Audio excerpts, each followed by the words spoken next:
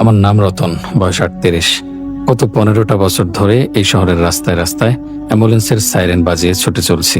এই দীর্ঘ সময়ে কত কি যে দেখেছি তার কোনো ইয়ত্তা নেই। জন্ম দেখেছি, মৃত্যু দেখেছি, দুর্ঘটনার পর থেতলে যাওয়া শরীর থেকে শুরু করে হাসপাতালের বেডে শেষ নিঃশ্বাস ফেলা মানুষ সবই আমার এই অ্যাম্বুলেন্সের সঙ্গে হয়েছে। সত্যি বলতে একটা সময়ের পর আর কিছুতেই কিছু মনে হতো না। আবেগ, ভয়, মায়া এই শব্দগুলো আমার অভিধান থেকে মুছে গিয়েছিল। আমার কাছে প্রতিটি লাশ ছিল নিছকই একটা বডি, যাকে এক জায়গা থেকে অন্য জায়গায় পৌঁছে দেয়াই আমার কাজ। কিন্তু সেই রাতের ঘটনাটা আমার 15 বছরের অভিজ্ঞতার সাহসকে এক ঝটকায় চুরমার করে দিয়েছিল। সেদিন ছিল ভরা বর্ষার এক রাত। সকাল থেকে আকাশটা গোমরা মুখে ছিল, আর সন্ধে নামতেই ঝমঝমিয়ে বৃষ্টি শুরু হলো। রাত যত বাড়ছিল বৃষ্টির তেজও তত বাড়ছিল। আমি কন্ট্রোল রুমে বসে ঝিমুচ্ছিলাম। এমন সময় ফোনটা বেজে উঠল। ওপার থেকে ডিউটি অফিসারের গম্ভীর গলা ভেসে এলো, রতন তৈরি হয়ে নাও, মর্গে যেতে হবে। একটা সুইসাইডের কেস আছে, বডিটাকে ওর বাড়ির ঠিকানায় পৌঁছে দিতে হবে।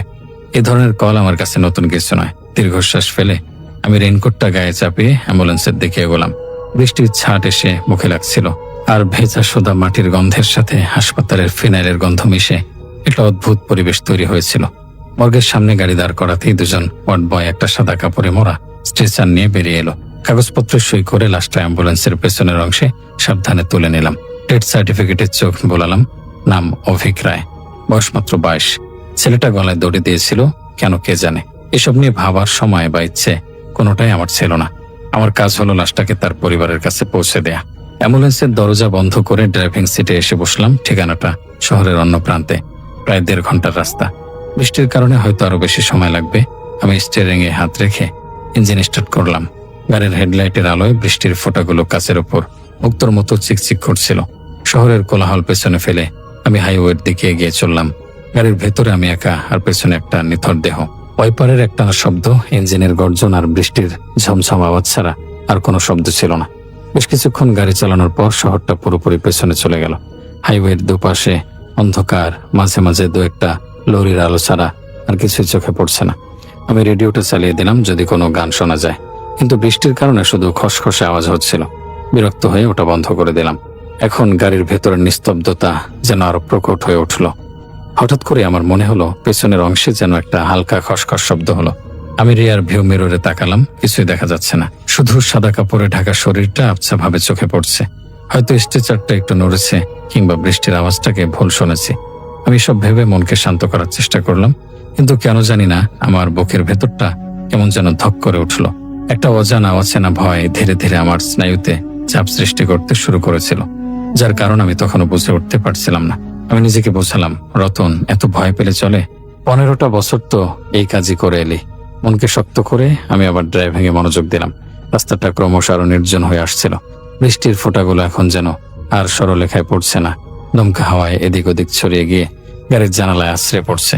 ওই পারের খসখস শব্দটা অসহ্য লাগছিল। আমার মনে হচ্ছিল এই শব্দটা যেন আমার মাথায় ভেতরে হাতুড়ি দিয়ে পিটছে। কয়েক মিনিট পার হলো, আমি প্রায় ভুলে গিয়েছিলাম পেছনের অস্বস্তির কথা। কিন্তু ঠিক তখনই আবার শব্দটা হলো, এবার আরো স্পষ্ট, যেন কেউ শুকনো পাতার ওপর দিয়ে সাবধানে পা ফেলে হেঁটে গেল। আমার শির দ্বারা দিয়ে একটা ঠান্ডা স্রোত বয়ে গেল। আমি আবার রিয়ার ভিউ মিররে তাকালাম। না, সবকিছু আগের মতোই আছে। সাদা কাপড়ে ঢাকা দেহটা স্থির হয়ে শুয়ে আছে। আমি ভাবলাম হয়তো কোনো ইঁদুর বা আরশোলা ঢুকেছে। পুরোনো অ্যাম্বুলেন্স, এসব থাকাটা অস্বাভাবিক কিছু নয়। কিন্তু আমার মন এই যুক্তি মানতে চাইছিল না, কারণ শব্দটা ঠিক স্ট্রেচারের কাছ থেকে আসছিল। গাড়ির গতি কিছুটা কমিয়ে দিলাম, কান দুটোকে সজাগ রাখলাম। বৃষ্টির শব্দের মাঝে অন্য কোনো আওয়াজ পাওয়া যায় কিনা তা বোঝার চেষ্টা করছিলাম। কয়েক মুহূর্তের জন্য সব চুপচাপ। আমি স্বস্তির নিঃশ্বাস ফেলবো ভাবছি, ঠিক তখনই যে শব্দটা শুনলাম তাতে আমার শরীরের সমস্ত রক্ত জল হয়ে গেল। একটা হালকা গঙ্গানের মতো আওয়াজ, খুব ক্ষীণ কিন্তু স্পষ্ট, যেন কেউ অনেক কষ্ট করে গলা দিয়ে আওয়াজ বের করার চেষ্টা করছে। আমার হাত পা কাঁপতে শুরু করলো। আমি ঘামতে শুরু করেছি, যদিও গাড়ির ভেতরটা বেশ ঠান্ডা ছিল। আমার বিশ্বাস হচ্ছিল না, এটা হতেই পারে না। আমি নিজের কানকে বিশ্বাস করব, নাকি 15 বছরের অভিজ্ঞতাকে? ডাক্তাররা ডেথ সার্টিফিকেট দিয়েছেন, মর্গে দেহটা হিমঘরে ছিল। একটা মৃতদেহ কি করে আওয়াজ করতে পারে? আমি ভাবলাম হয়তো আমার মনের ভুল। অতিরিক্ত ক্লান্তি আর এই ভৌতিক পরিবেশের কারণে আমার হ্যালোসিনেশন হচ্ছে। আমি চোখ বন্ধ করে কয়েকবার জোরে জোরে শ্বাস নিলাম, নিজেকে শান্ত করার শেষ চেষ্টা। কিন্তু এরপর যা ঘটলো তার জন্য আমি কেন, পৃথিবীর কোনো অ্যাম্বুলেন্স ড্রাইভারই প্রস্তুত থাকে না। আমি শুনলাম একটা ধাতব শব্দ, যে শব্দটা আমি খুব ভালো করে চিনি, বডি ব্যাগের জিপার খোলার শব্দ। চেনের দাঁতগুলো একে অপরকে ছাড়িয়ে যাওয়ার যে ধীরে হেসে হেসে আওয়াজটা হয়, ঠিক সেই শব্দ। আমার মনে হলো আমার হৃৎপিণ্ডটা কয়েক মুহূর্তের জন্য স্তব্ধ হয়ে গেছে। আমি ভয়ে ভয়ে রিয়ার ভিউ মিররে তাকালাম।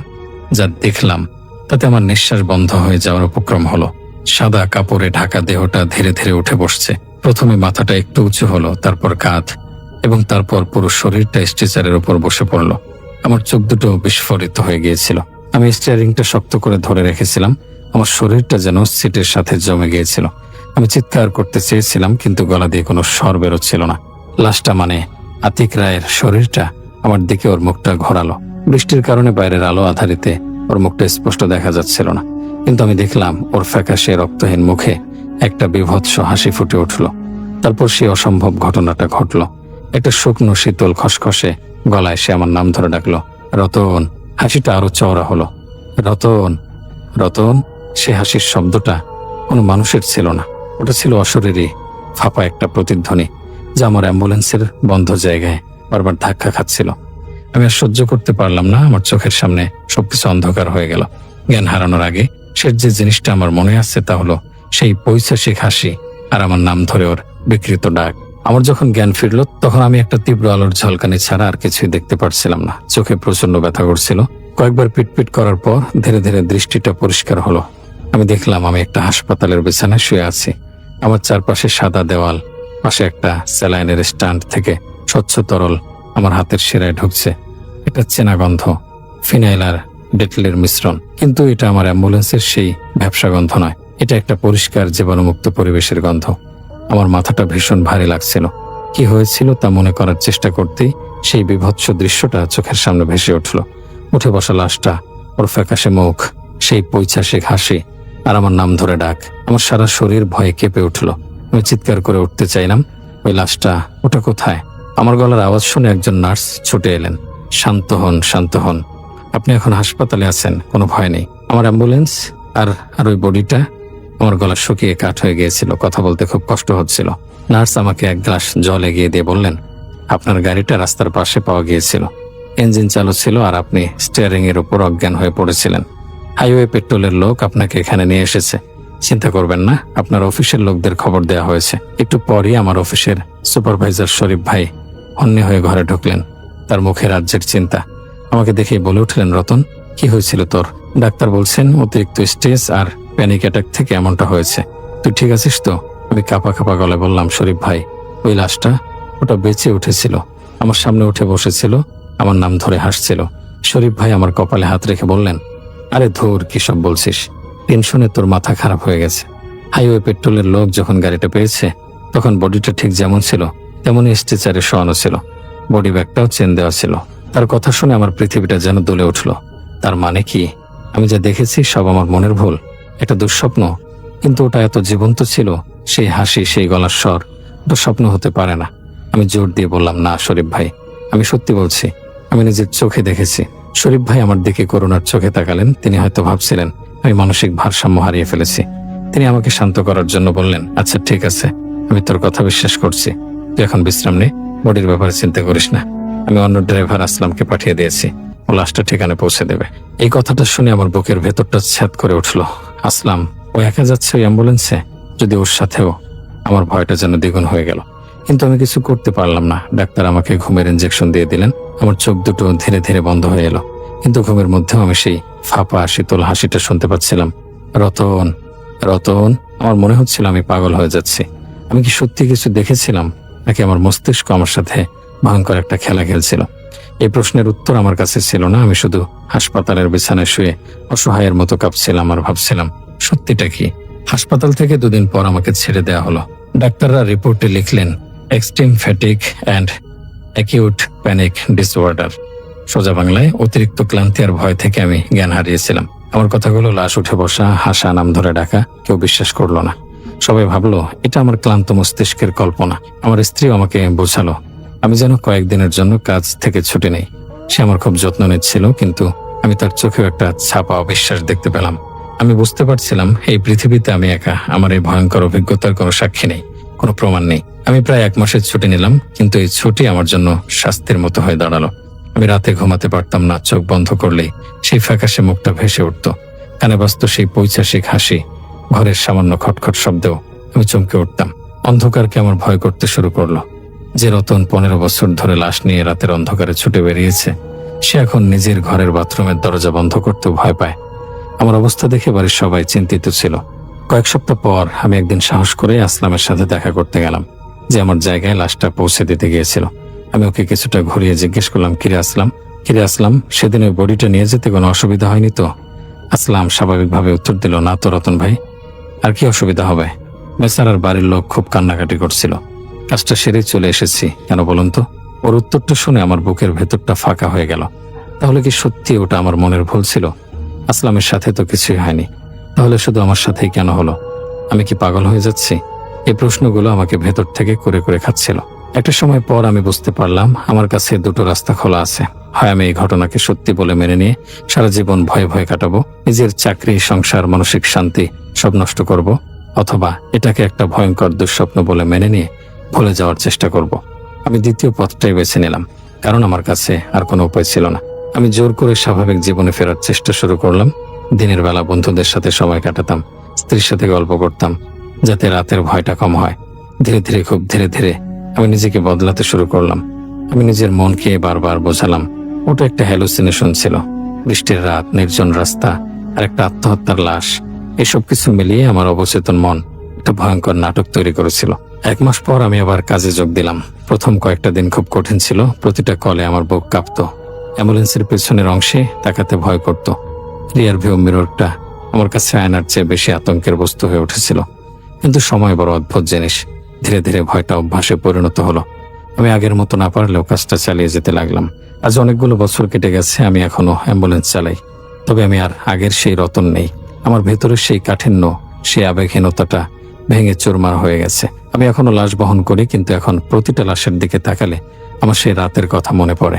আমি জানি না সেদিন রাতে আমি যা দেখেছিলাম তা সত্যি ছিল নাকি আমার মনের ভুল। আমি আর সেই উত্তর খুঁজি না। আমি শুধু কাজ করি, বাড়ি ফিরে আর প্রার্থনা করি যেন আর কোনোদিন রাতের অন্ধকারে আমার অ্যাম্বুলেন্সের ভেতর থেকে কেউ আমার নাম ধরে হেসে না ওঠে।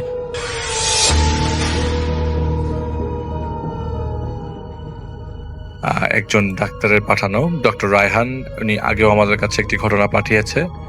তো তার এই ছোট্ট একটি ঘটনা, তারও একটা পেশেন্টের ঘটনা তিনি আমাদেরকে শেয়ার করেছেন, সেটাই আমি আজকে আপনাদের সামনে তুলে ধরছি। পেশেন্ট ছিল বরিশাল শহরের একটা অভিজাত এলাকায় বসবাস, মানে তার বাড়ি ছিল, এবং সে মধ্যবিত্ত পরিবারের একটা লোক। সে এলাকার বড় ঐতিহ্যবাহী প্রাচীন একটা পুকুর, এবং সেটার নাম তিনি বলেন নাই। এই পুকুরটি লিজ নেয় সিটি কর্পোরেশনের কাছ থেকে 1 বছরের জন্য। তারপর পুকুরে তিনি মাছ ছাড়েন। 1 বছর পর যখন মাছ ধরার সময় আসে, এটা হচ্ছে 2018 সালে নয় তো 19 সালের মাছ ধরার যখন সময় আসে, তখন দেখা যায় শীতের কারণে পুকুরে নর্মালি দেখা যায় শীতকালে পুকুরে মাছ পানি কমে যায়। তো অনেকেই গ্রামের বাড়িতে অনেক হিরিক পড়ে, সেচ দিয়ে মোটামুটি পানিটা বের করে দিয়ে ওই কাদার মধ্যে মাছ ধরার একটা হিরিক আমি জানি আছে আর কি, আমার গ্রামেও আছে। তো ঘটনার কন্ডিশন হচ্ছে যে উনি যে পুকুরটাতে পানিটা সরাতে যাবে, বা যেটা এক্সপেকটেশন যে শীতকালে পানি থাকবে কম, কিন্তু অতটা কমে না। তো সেই মাছ ধরতে যেহেতু চায়, তিনি এখানে মাছ চাষ করছেন, তাকে ধরতে হবে। তো মাছ ধরার সুবিধার্থে তিনি পানি কমাতে সেচ মেশিন বসাবে আশায় একটা। তো 2-3 দিন এক নাগারে সেচ মেশিন চলে, কিন্তু তারপরও পানি যতটা কমার কথা ততটা কমে না। কেউ তাকে বলেছিল পুরনো পুকুর তো নিচে কুয়া থাকতে পারে, সুতরাং আপনি টেনশন করেন না, সেচ মেশিনে লাভ হবে না। তো যাই হোক, তিনি মেশিন বন্ধ করেন না আর কি। ঘটনার দিন তখন রাত 3টা বাজে, এবং শীতের রাত ছিল, চারিপাশে নিস্তব্ধ এবং কুয়াশায় ঢাকা। পুকুর পাড়ের রাস্তার 4-5টা রোড লাইটের সেদিন মাত্র একটা জ্বলছিল। ক্ষেতের আল দিয়ে ওই জায়গায় যেতে কয়েকটা রোড লাইট ছিল, এবং এর মধ্যে একটা জ্বলছিল 4-5টার মধ্যে। হঠাৎ পেশেন্ট, যে লোকটা তার ঘটনা শেয়ার করেছে, তার বাসা থেকে শুনে সেচ মেশিনের ঘট ঘট ঘট ঘট শব্দটা বন্ধ হয়ে গেছে। তিনি তাড়াতাড়ি ঘুমতে উঠে যায়, এবং সেই রাতের অন্ধকারে তড়িঘড়ি করে তিনি মেশিনের কাছে যায়। মেশিনের কাছে গিয়ে দেখে মেশিন কেন বন্ধ হলো, এবং সেটা বোঝার ট্রাই করতে থাকে। এমন সময় হঠাৎ করে চারিপাশে একটা বাতাসের মতো আসলো, এবং একটা মহিলা কণ্ঠে একটা লোক তার নাম ধরে ডাকলো। এবং কণ্ঠ শুনেই যে লোকটা ঘটনা বলেছে, তার হাত পা কাঁপতে লাগলো। কারণ এই নারী কণ্ঠটা হচ্ছে আর যেই হোক কোনো মানুষের না। এই মহিলা কণ্ঠটা যিনি দিচ্ছেন বা যেই নামে ডাকছেন, এটা কোনো মানুষের হতেই পারে না। এবং সেই কণ্ঠটা ওই রোগীর নাম ধরে বলল, এটা যে আমার পুকুর, তুমি যেটা জানো, তুমি কিভাবে পানিতে সেচ মেশিন বসিয়েছ, এবং আমার অনুমতি তো নাও নাই, তোমার সাহস তো অনেক বড়। তো এই পেশেন্টটা আশপাশে তাকিয়ে কাউকে দেখতে পায় না এবং সাহস করে বলে, আমি অনেক টাকা দিয়ে লিজ নিয়েছি এই মাছ, লিজ নিয়েছি এই পুকুরটা, এবং এটাতে মাছ ছেড়েছি এবং মাছ ধরবো, তাই পেশেন্ট পানি কমাতে মেশিন বসিয়েছে। কণ্ঠটা বলল, আমার পুকুর, এই পুকুরে যা থাকে সব আমার, মাছও আমার। এবং রোগী বলল, না, এটা তো আমি লিজ নিয়েছি। তো এটা উনি একটু রাগ নিয়ে বলছে, যদিও ওনার সব কথা কনভারসেশন করা উচিত হয় নাই, কনভারসেশনটা করা কোনোভাবে উচিত হয় নাই। ওই কণ্ঠটা বলে যে, মাছ নিবি, মাছ নিবি। রোগী বলল, মানে পেশেন্ট দেখলো অন্ধকারে পুকুরের কালো পানিতে সাদা সাদা কি জানি ভেসে উঠছে, এবং উনি বুঝতে দেরি লাগলো না, এইটা তারই চাষ করা মাছ, সব মরে ভেসে উঠেছে। মাছগুলো ভেসে ওঠার পর পুকুরের মাঝখান দিয়ে কেমন পানিটা ঘুরপাক খেতে লাগলো। হঠাৎ করে পুকুরের মাঝখান থেকে একটা অবয়ব টাইপের কিছু একটা বের হচ্ছে, এবং অবয়বটার চারিপাশে চুল দিয়ে ঢাকা, পুরাটাই আবৃত। বিশাল দেহের কিছু একটা পুকুরের মাছ থেকে পানিগুলি ঘুরছে, সাদা জিনিসগুলো ঘুরছে, এর মধ্যে ওই অবয়বটা উপরে উঠতে লাগলো।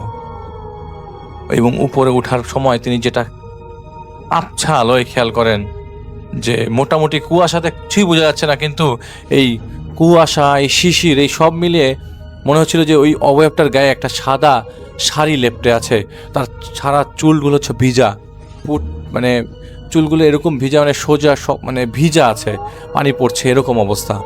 এবং ওই কন্ডিশনটা দেখার পর আর চেহারা, মানে উনি বলেছেন যে যেটা উনি এইরকম চেহারা আগে তিনি কখনো দেখেন না, এবং এটাকে তিনি কখনো দেখতে চান না। ওই চেহারা পুরোটাই পোড়া অবস্থায় ছিল, পুড়ে গেছিল, এবং দাঁতগুলা, মানে মুখের মধ্যে কোনো স্ট্রাকচার প্রপারলি বোঝা যাচ্ছিল না। এটা আসলে মানুষের জগতে কারো অবয়ব এটা না, এটা কিসের অবয়ব তার ধারণার বাইরে। এবং ওই মহিলা কণ্ঠ বলল, কি ব্যাপার, মাছ নে মাছ। হঠাৎ করে এই রোগী, এই পেশেন্ট বুকে হঠাৎ চাপ অনুভব করতে লাগলো, সাথে সাথে তিনি অজ্ঞান হয়ে যান। হাসপাতালে তাকে এই ঘটনার 1-2 ঘন্টা পরে নিয়ে আসা হয়েছিল। ওনারা ইসিজি করার পরে ওই ইসিজি রিপোর্টে আসে পেশেন্টের হার্ট অ্যাটাক করেছে। 5 দিন বিশ্রামে রেখে তাকে বাসায় পাঠানোর ব্যবস্থা যেদিন করা হচ্ছিল, সেদিন আরেকটা অ্যাটাক হয় তার। এরপরে তাকে আর বাঁচানো যায়নি। হয়তো আর কোনো অংশীদারও পুকুরটি পায় নাই, কিন্তু উনি আর বেঁচে নাই। এবং এই ঘটনাটা কিন্তু পেশেন্ট হসপিটালে থাকা অবস্থায় তাদেরকে শেয়ার করেছিল। জানি না ঘটনার সত্যতা কতটুক, কিন্তু আমার কাছে ঘটনাটা একটু অবাক লেগেছে, এবং অনেকেই পুকুর এবং মাছের ঘটনা চাচ্ছিলেন, তাই এটা শেয়ার করা। আশা করি ভালো লেগেছে।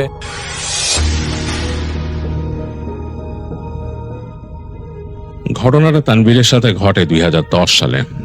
তানভীরদের বাড়ি ঢাকার অদূরে মানিকগঞ্জে, আর তানভীর ঢাকা বিশ্ববিদ্যালয়ে পড়াশোনা করতেন, এখানকার ছাত্রাবাসে থাকতেন। তো বিভিন্ন সময় তিনি ছুটিতে বাড়ি যেতেন, আর বেশিরভাগ সময় তো ঢাকায় কাটানো পড়তো। তো সেবার ঈদের ছুটিতে তিনি বাড়ি গেলেন। তো ঈদের ছুটি মানেই লম্বা ছুটি, আর ঈদের ছুটি মানেই বেশ আনন্দের সময়, কারণ বাড়িতে গেলে সবাই থাকে, পরিচিত আত্মীয় স্বজন। তো বেশ মজা করছিলেন তানভীর, নিজেদের বাড়িতে বেশ সময় কাটালেন। এরপরে গেলেন তার নানা বাড়িতে। তো নানা বাড়ি বেশ দূরে না, বাট কাছাকাছি কোন একটা জায়গায়। তো সেখানে গিয়ে নানা বাড়িতে আরো মজা করছেন কাজিনদের সাথে, আর সেখানকার কাজিনদের বন্ধু বান্ধবের সাথে তার মোটামুটি পরিচয় ছিল, তারাও তার সাথে বেশ আনন্দ ফুর্তি করছেন। তো যেটা করতেন তার নানা বাড়িটা ছিল নদীর কাছে, নদীর একদম কোল ঘেঁষে। তো যেখান থেকে তারা হেঁটে হেঁটে চলে যেতেন সামনে, গিয়ে সেখানে যে ঘাট ছিল, ঘাট থেকে নদী পার হতেন। নদী পার হয়ে ওই পারে গিয়ে সেইখানকার যে বাজার ছিল, সেই বাজারে তাদের আড্ডা জমতো কাজিনদের সাথে, কাজিনদের বন্ধুদের। তানভীরও সেখানে যেতেন। আর যেহেতু ঈদের পরবর্তী সময়, ওই সময়টা বেশ মানে জমজমাট সেখানে, কারণ অনেকেই আসছেন ঢাকা থেকে বা বিভিন্ন শহর থেকে আসছেন তাদের এখানে, মানে যারা দূরে থাকেন। তো তাদের সাথে বেশ একটা ভালো বন্ড তৈরি হয়। তো তানভীর বেশ ভালোই সময় কাটাচ্ছিলেন, এরকম প্রায় আড্ডা দিতেন। তো একদিন এরকম গিয়েছেন তিনি দুপুরের পরে, বিকেলে তিনি আর তার কাজিন, তানভীর আর তার কাজিন দুইজনে সেখানে আড্ডা দিতে আর কি, বাজারে। তো আড্ডা দিলেন বেশ অনেকক্ষণ সময়। আড্ডা দিয়ে তারপরে গল্প গুজব করছেন। তো হাঁটতে হাঁটতে তার কাজিনের সাথে এক সময় সেখান থেকে সামনে চলে আসলেন। তো আস্তে আস্তে দেখছেন যে সেই বাজারের শেষ প্রান্তে যে এই রাস্তাটা এটা সোজা চলে গেছে, আর তার পাশে রাস্তা নেমে গেছে দূরে চিমনি, মানে সেই ইট ভাটা ছিল সেখানকার, সেই ইট ভাটার চিমনি।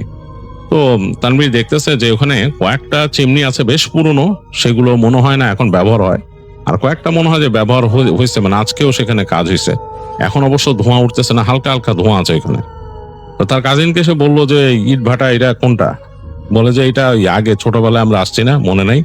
তোরে নিয়ে আসছি তো ছোটবেলায়, তখন তার স্কুলে পড়তো। ও আচ্ছা আচ্ছা আচ্ছা, তখন তো আরো বড় ছিল। কয় যে এখন এত বড় না, এক সাইডেরটা বন্ধ হয়ে গেছে। কি জন্য? এইটা অমুকের ছিল, তাদের গ্রামের একজন বেশ প্রভাবশালী ব্যক্তি, বলে ওনার ছিল। তো ওইখানে অনেক রকম অকারেন্স হয়েছে, অনেক কিছু উনি করতো উল্টাপাল্টা, এবং তার এই কারণে বন্ধ করে দিছে পরে একেবারে, মানে আইন আইন আইন প্রণয়নকারী সংস্থারা এসে একদম ওটা সিলগালা করে দিছে, ওই জায়গায় আর কিছু হয় না। তো পাশের ভাটা এখনো আছে, ওইটা চলে, ওইটা আরেকজনের। তো তখন তানভীর বললো যে আচ্ছা চল যাই দেখি কি অবস্থা, অনেকদিন তো এই জায়গায় যাই না, বেশ মজাই লাগতো। তা কাজিন বলে যাবি, জায়গাটা ভালো না। তো তানভীর তখন বলে কেন, কি সমস্যা? এর মানে কি ভালো না মানে কি? কয় মানুষজন যায় না, বুঝছ না, ওই পাশের ভাটা তো পড়ে দিচ্ছে অনেকদিন ধরে, ওই জায়গাটা একদম আর অনেক অকারেন্স হয়েছিল, তো ওইখানে অনেক উল্টাপাল্টা কাজ কারবার করছিলেন উনি, এজন্য বন্ধ করে দিচ্ছে এটা, ওইদিকে লেগে যায় না মানুষ। আর এই যে এই পাশে চালু ভিটা, এটাও তো এখন তো বন্ধ হয়ে গেছে, এখন তো মানুষ নাই, কাজকর্ম সে দেওয়াস না, বেলা পড়ে গেছে একদম। তো তানভীর বলে আরে চল হাইটে আসি, সুন্দর লাগে। আমি যে ছোটকালে গেছিলাম, আমার কাছে কেমন জানি মজা লাগছিল, চারিদিকে ইটের স্তূপ করা, অনেক জায়গায় এরকম মাটি দিয়া ব্লক বানায় বানায় রাখছে, খুব সুন্দর। তো তার কাজিন বলে মানে অনিচ্ছা সত্ত্বেও তানভীরের সাথে হেঁটে যায়। তো তারা দুইজন গল্প করতে করতে হাঁটতে হাঁটতে নামতেছে, তাদের বন্ধুরা কিন্তু তখনও ওই যে চায়ের দোকান টোকান ওখানে আছে আর কি। তারা দুইজন হেঁটে হেঁটে নামতেছে। তো নামতে নামতে তারা একদম সোজা চলে আসলো। তানভীর দেখতেছে যে এই জায়গায় যেখানে ইট ভাটা এখনো আছে, সেইখানে এখনো ইটের স্তূপ রাখা, বিভিন্ন রকমের ইট, মানে এগুলা বানায় বানায় জমায় রাখে, বুঝতেছে যেগুলো ইট। আর সোজা চলে গেছে এরকম বিভিন্ন স্তূপের পাশ দিয়ে চলে গেছে, মাঝখানে একটা গলির মতো, গলির মধ্যে দিয়ে হেঁটে যাচ্ছে সে আর তার কাজিন। এদিকে বেলা পড়ে যাচ্ছে, মানে সূর্যের আলোটা অনেকটাই নেমে আসছে, ওই চিমনির গায়ে হালকা লেগে কেমন জানি একটা লালচে আলো পড়ছে। আর ওই পাশে যে পুরনো ভাটা আছে, সেটার চিমনিগুলা কালচে কেমন জানি হয়ে গেছে, দেখেই বোঝা যাচ্ছে যে এটার মানে ব্যবহার হয় না, বোঝাই যাচ্ছে এখান থেকে। তো যাই হোক, হাঁটতে হাঁটতে আরো সামনে চলে আসলো, অনেক ইটের স্তূপ। এক জায়গায় যেয়ে দেখলো যে ওই ইট শুকানোর জন্য প্রথমে মনে হয় মাটি দিয়ে এরকম ব্লক বানায় বানায় সাজায় রাখে আর কি, সেগুলা বাসে এরকম ঠেলা গাড়ির মতো আছে, রাখা আছে। তো ওগুলো দেখতে দেখতে তানভীর হাঁটতেছে, যে বললো যে এগুলা অনেকদিন দেখি না রে, অনেকদিন দেখি না, ছোটবেলায় দেখছি, অনেকদিন পরে আসলাম। তো হাঁটতে হাঁটতে সামনের দিকে যাচ্ছে, আলো কিন্তু কমে যাচ্ছে। এদিক দিয়ে আবার নদীর পানি হালকা দেখা যায়, মানে চিকচিক করতেছে এই পড়ন্ত সূর্যের আলোয়। তো তার কাজিন বলতেছে তুই ওদিক কই যাস? হাইটা তানভীর হেঁটে যাচ্ছিল, মানে ওই যে পুরনো যে ইট ভাটাটা ওইটার কাছে। তার সে বলছে আরে আমি ওদিক যাইতেছি, একটু দেখি না, পুরান ভাটাটা দেখি কি অবস্থা। তো তার কাজিন তারে বলছিল আরে না, এই মানে তাকে মানা করতেছে, এর মাঝে তার ফোন আসছে তার কাজিনের। তো তার কাজিন ফোন বের করে ধরে কথা বলতেছে, আর এর মধ্যে তানভীর হাঁটতেছে, হাঁটতে হাঁটতে সামনে চলে গেল। তো সে দেখতেছে যে যেখানে যে ইট বিছায় রাখছে এই জায়গাটা, এই পাশে কিন্তু ওই যে মানে মানে যেগুলো ব্লক করে করে রাখছে, সেই জায়গার পাশ দিয়ে এরকম আরো কিছু ইটের স্তূপ আছে, তার পাশ দিয়ে সে বের হয়ে গেল। ওই পাশে দেখতেছে খোলা বড় বড় ঘাস জমে আছে। ওখানে কয়েক সেকেন্ড দাঁড়াইলো তানভীর, চিন্তা করলো আরে এখানে দাঁড়ায় থেকে তো কেমন জানি, মানে এত বড় বড় ঘাস হয়ে গেছে। তারপর চিন্তা করলো আরে যাই না, সামনে যেয়ে দেখি, ছোটবেলায় তো দেখছে ওইখানেও মানে কাজ হয়, কি সুন্দর ছিল। তো সে হাঁটা ধরলো, আর তার কাছে একটু কেমন জানি লাগে, তানভীরের কাছে আসলে এই ধরনের পুরানো জিনিস বা এইরকম কোন স্থাপনা পড়ে আছে দেখতে বেশ ভালো লাগতো তানভীরের কাছে, মানে সে খুব ইন্টারেস্ট ফিল করতো এগুলোতে। যাই হোক, সে হেঁটে যাচ্ছে ওদিক দিয়ে, মানে একটা ছোট এরকম রাস্তার মতো। এইখানে আর কোনো ইটের স্তূপ নাই, কিছু নাই। তবে সামনে যেয়ে দেখলো কয়েকটা পুরনো স্তূপ আছে ইটের, সেগুলোর মধ্যে দিয়ে আবার শ্যাওলা, মানে তারপর গজায় গেছে, ওই যে ছোট ছোট এরকম আগাছার মতো বের হয়ে গেছে, এবং ইটগুলা পুরান হয়ে গেছে, মানে এই ইটগুলা কেউ নেয় নাই কোনো কারণে, পড়ে আছে। বেশ বড় না, বাট বেশ কিছু ইটের এরকম স্তূপ, এগুলো পুরান হয়ে গেছে। তো হাঁটতে হাঁটতে সামনে গেল, দেখলো যে ভাঙা ইট, মানে যে আদলা এগুলো পড়ে আছে, সেগুলোর মধ্যে শ্যাওলা টাওলা হওয়া। তো হাঁটতে হাঁটতে সে সামনে যেয়ে দেখতেছে যে দূরে সেই একটা এরকম ঘর দেখা যাচ্ছে, এরকম কালো ঘর। এইটা সম্ভবত এইখান থেকেই মানে সব কার্যক্রম পরিচালনা করা হতো, আর সামনেই মনে হয় ভাটা। তো সে দেখে চিন্তা করলো যে যাই, আমি একটু দেখে আসি। এদিকে কিন্তু সূর্যের আলো একদম পড়ে গেছে দিকে। তো তানভীর হাঁটতে হাঁটতে ওই জায়গাটা চলে গেল, ওই ঘরটার কাছে। বোঝা গেল যে এইখানে কার্যক্রম হইতো, কাজ টাজ হইতো। সে হাঁটতে হাঁটতে সামনে যে ওইখানে ভাটা, মানে এরকম মানে যে জায়গাটার মধ্যে ইট মানে পোড়ানো হয়, সাদা সাদা রাখা হয়, ভাটার জায়গাটায় চলে গেল। তো ভাটার কাছে আস্তে আস্তে সে হঠাৎ করে দেখলো ওখানে একটা ছাউনির নিচে একটা মেয়ে দাঁড়ানো। মেয়েটা লাল একটা শাড়ি পরা, মানে লাল রঙের একটা শাড়ি পরা, মাথার মধ্যে ঘোমটা টেনে রাখছে এবং তার চোখ দেখা যাচ্ছে। ঘোমটা যে টানছে সে এরকম সামনে নিয়ে আসছে, তার চোখ দুটো দেখা যাচ্ছে। চোখ দুটো কেমন জানি একটু ঘোলাটে, আর এই যে পড়ন্ত সূর্যের আলোটা এসে তির্যক ভাবে পড়ছে ওই ছাউনির উপরে, সেটা থেকে মনে হচ্ছে একটা গ্লেয়ার টাইপের কিছু ওই চোখে এসে পড়ছে। চোখটা মনে হচ্ছে চমকাচ্ছে, একটা সবুজাব চোখ এবং টানা টানা কাজল দেয়া, বেশ লম্বা লম্বা চোখ, মানে এরকম ডাগর চোখ। তানভীরের জানি কেমন জানি ঝিম লেগে উঠলো, চোখগুলো দেখে সে অনেকটা সম্মোহিতর মতো হয়ে গেছে। সে কয়েক সেকেন্ড তাকাই ছিল মেয়েটার দিকে, মুখটা তো দেখা যাচ্ছে না, মুখটা ঢেকে রাখছে মেয়েটা। তানভীর কিছু বলতেও পারতেছে না, সে আস্তে আস্তে এগিয়ে যাচ্ছে সামনে। সে যখন আরো কয়েক পা এগিয়ে গেছে তখন মেয়েটা হঠাৎ করে ঘুরে হাঁটা দিল। হেঁটে সে ওই যে ছাউনি ধরে পেছনে ওই ভাটার কাছে চলে গেল, মানে ভাটার পেছন দিকে হেঁটে চলে যাচ্ছে। ওই জায়গাটা অন্ধকার, ওখানে কিন্তু মানে সূর্যের আলো আর আসতেছে না, ওই জায়গাটা অন্ধকার হয়ে গেছে, একদম ডিপ অন্ধকার। তানভীর সেই ভাটার একদম কাছে চলে আসছে। এসে সে মানে চিন্তা করতেছে সে ঢুকবে ভিতরে বা এরকম কিছু, ওই যে যেখানে এরকম ঘর দরজা আছে সে দরজাতে সে ভিতরে ঢুকবে এরকম চিন্তা করতেছে। এই সময় দূর থেকে তার কাজিনের চিৎকার শুনলো। সে বলে, এই তুই কই, তুই এখানে নাকি? তো সে তখন আস্তে করে ফিরছে, ফিরে তাকায় দেখতেছে যে তার সে কাজিন ওখানে দাঁড়ায় আছে। তো তানভীর ঘুরে হাঁটা দিল তার কাজিনের দিকে।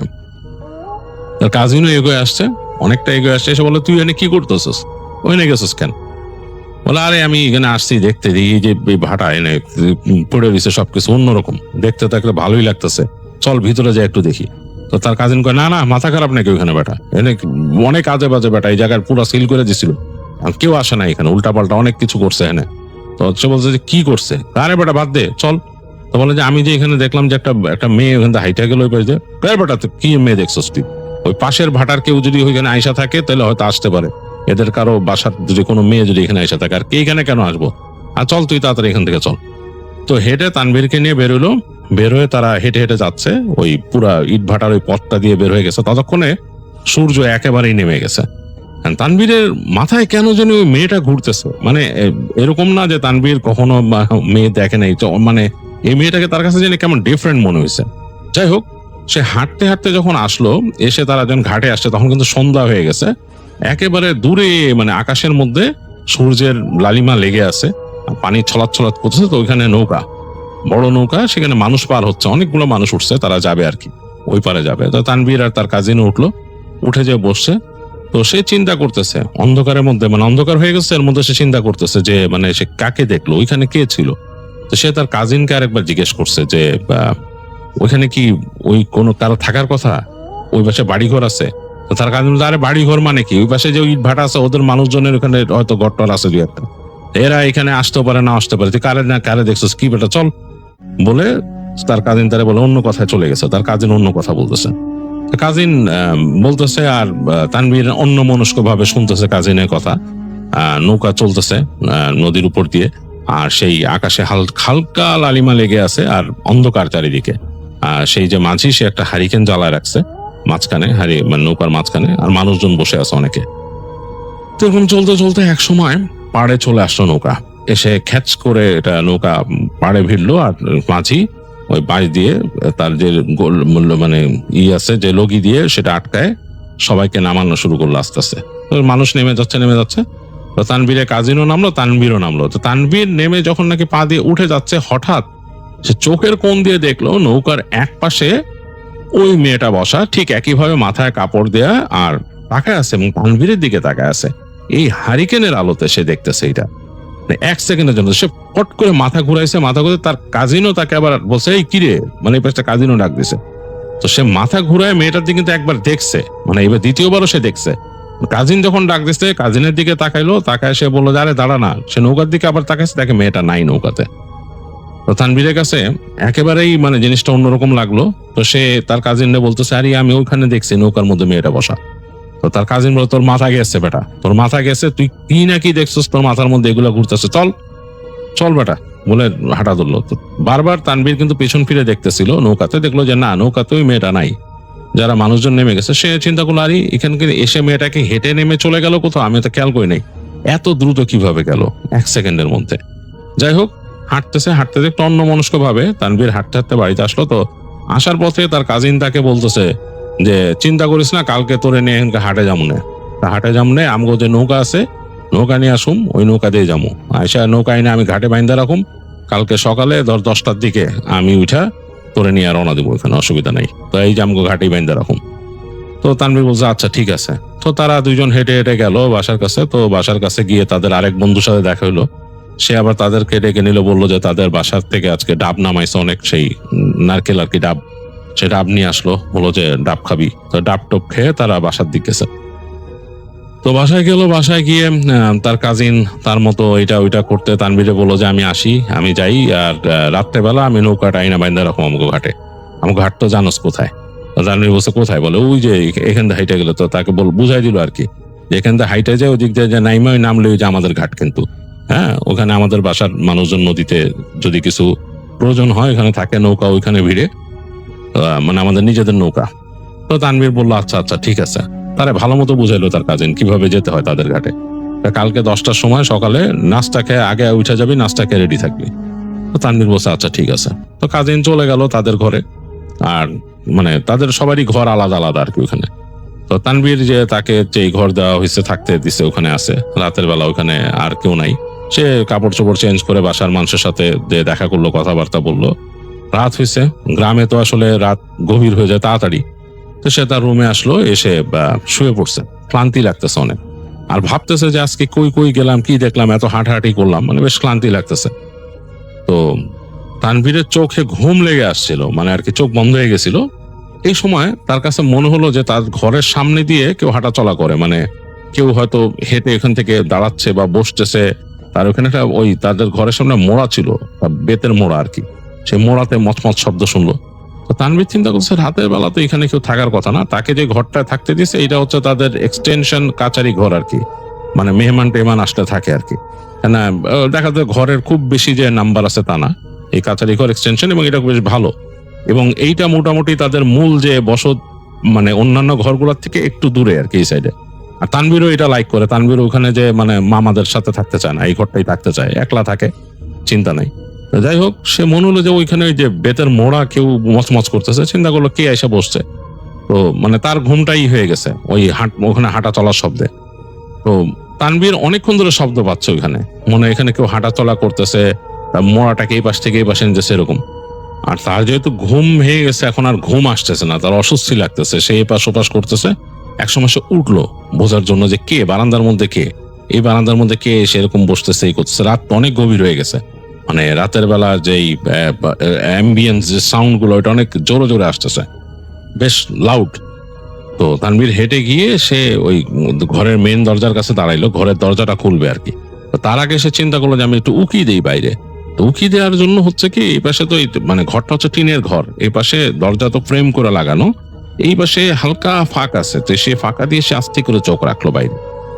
চোখ রেখে দেখতেছে কেউ নাই, বারান্দা পুরো ফাঁকা, খা খা করতেছে। বাইরে চাঁদের আলো পড়ছে উঠানে, সেটা এখান থেকে দেখা যাচ্ছে, মানে বেশ উজ্জ্বল চাঁদের আলো, মানে চাঁদের আলো এতটাই উজ্জ্বল মনে হচ্ছে দিনের মতো মনে হইতেছে ওখানে। তো তানভীর চিন্তা করলো যে মানে ঘটনা কি, কাউরে দেখতেছি না, ব্যাপার কি। তো সে আস্তে করে দরজাটা খুলে ফেললো। দরজা খোলার পর দেখতেছে যে বাইরের অ্যাম্বিয়েন্ট সাউন্ড আরো বেশি লাউড হয়েছে, এবং মানে একটা গ্রামের যে ঠান্ডা ঠান্ডা বাতাস সেটা লাগতেছে। আর নাকের মধ্যে এই রাতের একটা ঘ্রাণ, গাছগাছালি সবকিছু এবং পানি, তাদের এই বাড়ির থেকে খুব কাছাকাছি নদী, সেটা পানির ঘ্রাণ আসতেছে। তো তানভীর উঠে বারান্দায় চলে আসলো। তো বারান্দায় এসেই তার কাছে জানি কেমন একটা অনুভূতি হওয়া শুরু হলো। তার কাছে কেন জানি মনে হচ্ছে তার বারান্দাতে শুধু সে একা না, কেউ আরেকজন দাঁড়ায় আছে বারান্দার মধ্যে। মানে তার কাছে এই ফিলটা হচ্ছে যে বারান্দার মধ্যে অন্য কোনো একজন দাঁড়ায় আছে, তার একটা এক্সিস্টেন্স ফিল হচ্ছে বারান্দার মধ্যে। কিন্তু বারান্দাটা কিন্তু লম্বা, মানে তার এই ঘর, তার পাশে আরেকটা ঘর আছে, সেখানে মানুষ যে বসে কোনো মিটিং টিটিং করে, সেটা বন্ধ আর কি, তালা বন্ধ করা। তো সেই তালাবদ্ধ ঘরের সামনের অংশটাও কিন্তু বারান্দা তার কাছে মনে হচ্ছে, এবং ওই ঘরে ওই মানে ওই বারান্দার কর্নারটা দেখা যাচ্ছে না। তো তানভীর একবার চিন্তা করলো যে আমি যাই ওই মাথায় যে মানে দেখি ওইখানে কি অবস্থা, কেউ আছে নাকি। তো সে হেঁটে হেঁটে বারান্দার ওই কর্নারে গেল। যখন যাচ্ছে ওই পাশে তালাবদ্ধ ঘরটার মধ্যে থেকে তার কাছে মনে হচ্ছে শব্দ হচ্ছে, মনে হচ্ছে কেউ চলাফেরা করতেছে, মানে তার কাছে সে ফিল করতেছে। মানে সে ফিল করতেছে তার আশেপাশে কেউ আছে। তো সে চিন্তা করলো যে এই রুম তো তালাবদ্ধ, এটার ভিতরে তো কারো থাকার কথা না, তালা আছে। তো সে হেঁটে যে ওই দরজার কাছে যে তালাটা ধরে দেখতেছে, হ্যাঁ তালা মারা। এই সময় তার কাছে মনে হলো যে তাদের যে বারান্দার একদম নিচে কেউ একজন আছে। তো সে ফট করে তাকায় দেখতেছে ওই চাঁদের আলোতে সেই যে লাল শাড়ি পরা মেয়েটা দেখছিল, ওই মেয়েটা দাঁড়ায় আছে ওইখানে। এবং ঠিক সেইভাবেই ঘোমটাটা টানা এবং মুখের কাছে সে কাপড় টেনে রাখছে, তার ঠোঁটের কাছে দিয়ে কাপড় টানা, চোখ দুইটা বের হওয়া, কিন্তু চোখটা এই অন্ধকারে দেখা যাচ্ছে না। চাঁদের আলো পড়ছে, তার লাল শাড়িটা জলজল করতেছে, মানে চাঁদের আলোতে কেমন যেন উজ্জ্বল হয়ে আছে। তানভীরের খুব মানে একটা কেমন জানি একটা ভয়ের স্রোত নেমে গেছে শরীর দিয়ে। কারণ সে চিন্তা করলো যে এই রাতের বেলা এই একই শাড়ি পরা মেয়ে এখানে কি করতেছে, এবং তার যে ঘর, সে ঘরের সামনে। তানভীর গলা দিয়ে শব্দ বের করতে চেয়েছে, তাই শব্দ বের হচ্ছে না। সে জিজ্ঞেস করতে চেয়েছিল কে। সে আরেকটু হেঁটে গেছে সামনে, একটু সামনে যখন হেঁটে গেছিল তখন সে একটা হাসির শব্দ শুনলো, খিলখিল হাসি। এবং এই হাসির শব্দ শোনার পর তানভীরের মাথাটা কেমন ঝিম করে উঠছে। এরপর এক ঝলক বাতাস এসে তানভীরের গায়ে লাগলো, মানে ওই দিক থেকে, মেয়েটা যেখান থেকে দাঁড়ায় ছিল সেখান থেকে এক ঝলক বাতাস এসে তানভীরের গায়ে লাগছে। এবং একটা চাপা ফুলের মতো ঘ্রাণ সে পাইছে। এবং সাথে সাথে তানভীরের মাথা ঝিমঝিম করে উঠলো, পুরো ঝিম করে উঠছে মাথাটা। তানভীর ওই ঝিমঝিম মাথা নিয়ে কেমন যেন একটা ফিল করা শুরু করলো। তার কাছে মনে হলো সে এই জগতে নাই, একটা ডিফারেন্ট জগতে আছে। আর সে ওই মেয়েটাকে দেখতেছে, মেয়েটার শাড়িটা মনে হচ্ছে উজ্জ্বল রং, মানে চাঁদের আলো পড়ে মনে হচ্ছে জল জল করতেছে, মনে হচ্ছে যে একদম আলো ঠিকরে বেরিয়েছে শাড়িটার থেকে। তানভীর ওই মেয়েটার দিকে হেঁটে যাচ্ছে, আর মেয়েটা তার কাছে আসার সাথে সাথে ঘুরে হাঁটা শুরু করলো। তানভীর তাকে ফলো করা শুরু করলো। খুবই আশ্চর্যজনক ব্যাপার, তানভীর কিন্তু কিছুই বুঝতে পারতেছে না কেন সে ফলো করতেছে। তানভীরের কাছে কেন জানি মনে হচ্ছে তাকে তাদের যে ঘাট, বাড়ির ঘাট, সেখানে যেতে হবে, তাদের বাড়ির ঘাটে যেতে হবে। সে একেবারে লোকেশনটা তার মাথায় ঘুরতেছে, তার কাজিন তাকে কিভাবে যেতে বলছে। সে ঠিক ওইভাবে হেঁটে যাচ্ছে এবং সে দেখতেছে তার সামনে সামনে ওই মেয়েটা হেঁটে যাচ্ছে এবং তার শাড়ি চমকাচ্ছে চাঁদের আলোতে। তানভীর হাঁটতে হাঁটতে চলে গেল তাদের বাড়ির ঘাটে। তাকে তার কাজিন যেভাবে বর্ণনা দিছিল ঠিক সেইভাবেই সে হেঁটে গেল, এবং সে তার সামনে সামনে কিন্তু ওই মেয়েটাও হেঁটে যাচ্ছে। হাঁটতে তাদের বাড়ির ঘাটে এসে সে দেখতেছে তাদের একটা নৌকা আছে, বড় গহনা নৌকা, সেইটা ওখানে বাঁধা। এবং সেই নৌকার উপরে মেয়েটা উঠে গেল এখান থেকে, তাদের ঘাট থেকে নৌকায় উঠে গেল মেয়েটা। তানভীরও কোনো কথা বলে নৌকায় উঠলো, এবং তানভীর নিজেই নিজের অজান্তে সেই নৌকার যে দড়ি সেটা খুলে দিল। ওখান থেকে নৌকাতে বাঁধা ছিল, সেটাকে সে খুলে দিল, এবং স্রোতের টানে নৌকা আস্তে আস্তে বের হয়ে গেল নদীতে। তানভীরের কিন্তু কিছুই মানে মাথায় ঢুকতেছে না। সে দেখতেছে তার নৌকার অপর মাথায়, মানে মাঝখানে একটা ছই আছে, ছইটার ওই পারে ওই মেয়েটা বসে আছে। সে ভালো মতো বুঝতে পারতেছে না, আবছা ভাবে দেখতে পাচ্ছে। সে যেহেতু দাঁড়ায় আছে, সে দেখতে পাচ্ছে ছইয়ের ওই পারে মেয়েটা যে বসছে, মেয়েটা ছইয়ের ভেতর দিয়ে ওই পারে যে বসছে। এবং তানভীর তাকে মোটামুটি মানে আবছা ভাবে কিছুটা ছইয়ের জন্য দেখতে পাচ্ছে না, কিছুটা দেখতেছে তার মাথাটা। এবং তানভীর এক পর্যায়ে নিজেই নিজের অজান্তে সে মানে ওইখান থেকে বৈঠাটা নিয়ে নৌকা বাওয়া শুরু করলো। নৌকা চলতেছে এবং তানভীর জানে না সে কোথায় যাচ্ছে, সে নৌকা বাচ্ছে। এখন নৌকা বাইতে বাইতে এক সময় তানভীর খেয়াল করলো যে সে ওই যেই ঘাট থেকে তাদের যে নৌকা নদী পার হয়েছিল সেই ঘাটের কাছে চলে আসছে, এবং সে নিজের অজান্তেই নৌকা বাইতে বাইতে একেবারে ঘাটের কাছে নিয়ে আসলো। ঘাটের কাছে এনে তার নৌকা দিয়ে খ্যাচ করে পাড়ে বিঁধল। এখন তানভীর কিন্তু বলে রাখা ভালো, তানভীর কিন্তু নৌকা বাইতে পারে। সে অতীতে অনেকবার নিজের নানা বাড়িতে এসে নৌকা নিয়ে ঘুরছে এদিক ওদিক, সে ভালোই নৌকা বাইতে পারতো। নৌকা সেই ওখানকার ঘাটে ঘ্যাচ করে ভিড়লো। ভেড়ার সাথে সাথে তানভীর নিজের অজান্তে নিজের মানে এটা আসলে সে একেবারে নিজের অটো রিফ্লেক্স থেকে করতেছে। সে তার নৌকাটার ভেতরে যে ওই গ্র্যাপেল ছিল সেটা দিয়ে সে ওই পাশে ছুড়ে মেরে আটকায় নৌকাটাকে টেনে ওই পাশে নিয়ে এসে নৌকাটাকে নিজের মতো ওইখানকার যে ঘাটের যে একটা এরকম খুঁটির মতো আছে, খুঁটির সাথে বাঁধলো। বেঁধে সে নেমে তাকায় দেখতেছে যে ওই মেয়েটা হেঁটে যাচ্ছে সামনের দিকে, আর সে ওই মেয়েটাকে ফলো করে হাঁটা শুরু করলো। হাঁটতে হাঁটতে তানভীর চলে আসছে কোথায়, সেই যে পুরনো যেই ইট ভাটা ছিল সেই ইট ভাটার ওইখানে। এখানে এসে তানভীরের কাছে মনে হলো তার জগৎটা আরো পরিবর্তিত হয়ে গেল। সে চাঁদের আলোটারে আরো ডিফারেন্ট ভাবে দেখতেছে। তানভীর যে একেবারে মানে নিজের মধ্যে নাই তা না, সে কিন্তু সে বুঝতেছে সে হাঁটতেছে, সে যে ইট ভাটায় আসছে এটা সে বুঝতেছে, কিন্তু তার কাছে মনে হচ্ছে এই জগৎটাই আরেকটা জগৎ। মানে সবকিছু কেমন জানি গ্লো করতেছে, চকচক চকচক করতেছে, অন্যরকম। তো সেই ইট ভাটায় ঢুকে তার কাছে কেন জানি মনে হচ্ছে যে এটা অন্য একটা জগৎ, এবং হেঁটে হেঁটে ওই মেয়েটা হেঁটে যাচ্ছে, সে পেছনে পেছনে হেঁটে যাচ্ছে। হাঁটতে হাঁটতে চলে গেল একেবারে মাঝখানের একটা জায়গায়, এবং সেইখানে সে দেখলো অনেকগুলা মানুষ দাঁড়ানো, এবং সেই মানুষগুলা ডিফারেন্ট, মানে স্বাভাবিক যে মানুষের যে একটা আচরণ থাকে সেরকম না, তারা কেমন জানি গোল হয়ে দাঁড়ায় আছে। এবং মেয়েটা হেঁটে যে ঠিক তাদের মাঝখানে চলে গেল। মেয়েটা ওখানে দাঁড়াইছে, তাকে ঘিরে ওই মানুষগুলো দাঁড়াইছে, আর তানভীর আস্তে আস্তে হেঁটে সামনে যাচ্ছে, আস্তে আস্তে হেঁটে সামনে যাচ্ছে। তার মানে মাথাটা মনে হচ্ছে যে কেমন জানি ঘুরতেছে, তার মানে নর্মাল সেন্সের মধ্যে সে নাই। সে হাঁটতে হাঁটতে একেবারে চলে গেল সেই মানুষগুলোর মাঝখানে। এই মানুষগুলোর মাঝে এসে সে যখন দাঁড়াইলো, তখন তার কাছে মনে হচ্ছে সে আরেকটা স্বপ্নের লেয়ারে চলে আসছে। মানে এখন তার কাছে সবকিছু মনে হইতেছে যে সে স্বপ্নে দেখতেছে এরকম।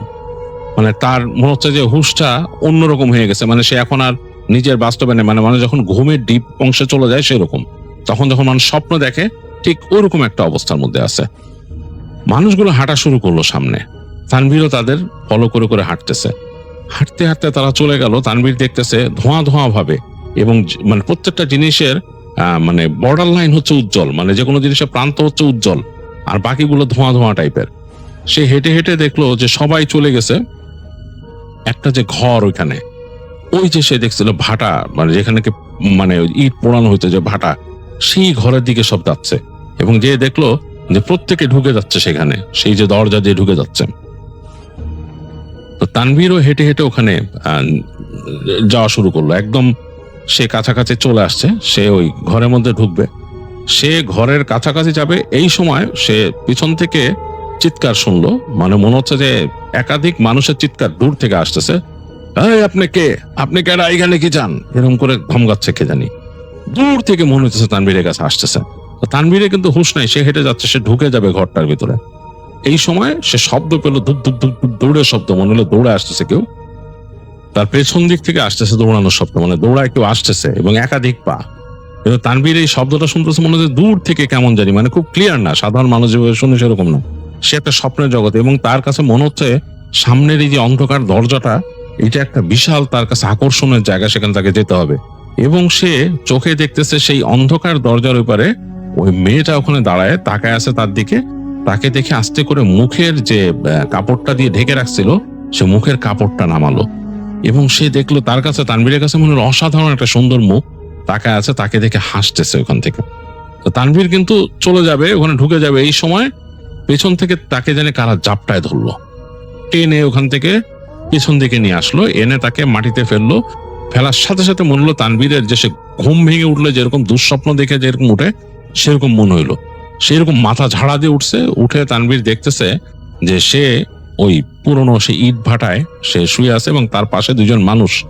তারা বলছে, এই মেয়ে আপনি কি রাত্রেবেলা কি এখানে করতে গাইছেন, কি ব্যাপার, এখানে কি করতেন মেয়ে, আপনি তো যাইতেন এখন।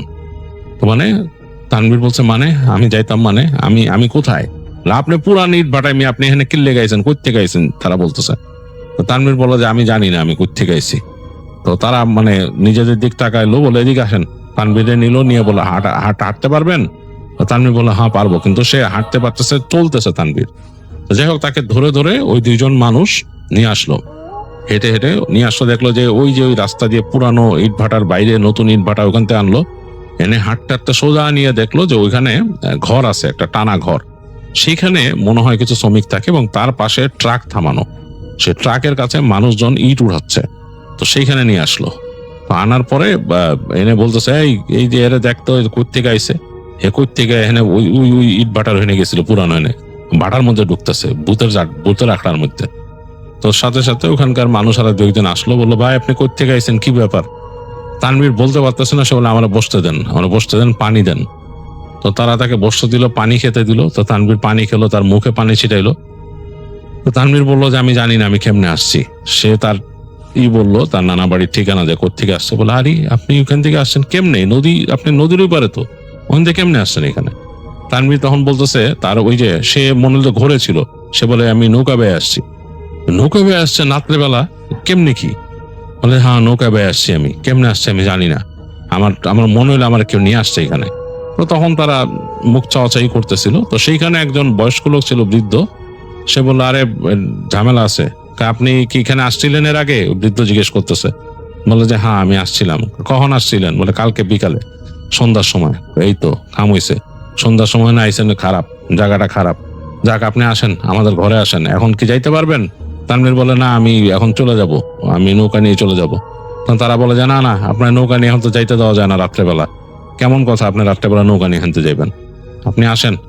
নিয়ে তাকে ওদের ঘরে নিয়ে গেল, বসাইলো এবং বললো নাম্বার টাম্বার আছে আপনার কাছে? তো তানভীরের সাথে তো মোবাইল টোবাইল কিছু নাই, সে তো এমনি চলে আসছে। তো সে মনেও করতে পারতেছে না, তারপর অনেক কষ্টে তার কাজিনের নাম্বারটা মনে করলো, মনে করে বলল। তো ওই সেইখানে বয়স্ক মানুষটা, তাদের ওখানে মোবাইল ছিল, মোবাইল থেকে কল দিল। তো রাতে কেউ ধরে না ফোন, তো বললো আচ্ছা পরে দিব না। তো এরকম করে তানভীর অনেকক্ষণ শুয়ে থাকলো। তাকে ওই মুরব্বী দোয়া দরুদ করে ফু দিল, বললো যে আপনার উপরে কোনো খারাপ আসর হয়েছিল এখানে, আপনি এখানে ঘুমের মধ্যে এখানে আসছেন, আপনি বুঝতে পারছেন ঘটনা কি? তো মুরব্বী তারা দোয়া দরুদ পড়ে ফু দিছে। তানভীর এটা চিন্তা করতেছে যে কিভাবে কি, সে তো আধুনিক মানুষ, পড়াশোনা করে শহরে, তার মধ্যে তো এইসব জিনিসের প্রতি বিশ্বাস ওরকম নাই। তারপরও সে নিজেই অবাক হয়েছে যে কিভাবে সে স্বপ্নের মধ্যে এখানে আসছে, বা মানে স্লিপ ওয়াকিং এর মতো এখানে চলে আসছে, তা আবার নৌকা বেয়ে আসছে।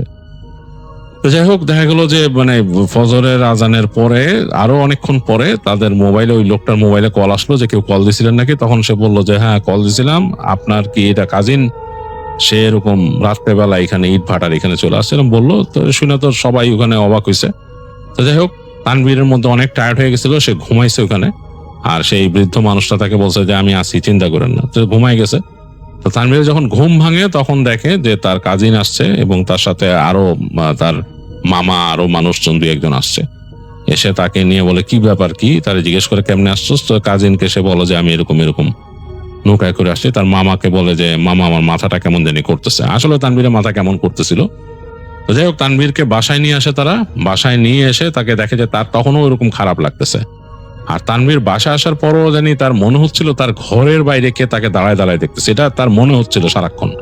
এবং সেই ব্যাপারটা তখন তার মামাকে জানায়, এবং মাথা তুলতে পারতেছিল না, সে এত ভারী হয়ে গেছে, মাথাটা তুলতে পারে না, মানে শরীরটা মনে হচ্ছে অনেক ভার। তো মামা বললো যে এটা তো টেনশনের ব্যাপার, ঘুমের মধ্যে এইভাবে গেছে এই ঘটনা। তা তার কাজিনরা বলে কি কই কই গেছিলি? কাজিন বলে গতকাল এরকম গেছিলাম। তার মামা বকাবকি করে তাদের ওইখান থেকে ওই মৌলানা সাহেবকে খবর দেয়।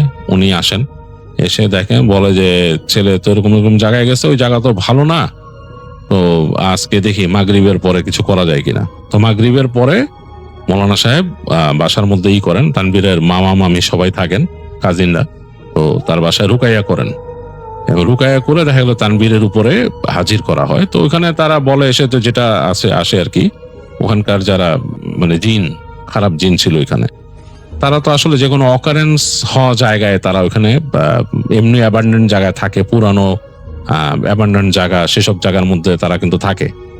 ও তাদের ওইটা ব্যারেন ল্যান্ড, অ্যাবান্ডেন্ট জায়গা, এসব জায়গায়, এবং যেখানে কোনো অকারেন্স হয়েছে, তো তারা ফার্স্টে বলার চেষ্টা করে যে ওই জায়গায় যারা ওখানে নাকি মারা গেছিল অনেক মানুষ, তাদেরকে মারা হয়েছিল, তাদের নাকি তারা হচ্ছে কি স্পিরিট, তারা আসছে এখানে।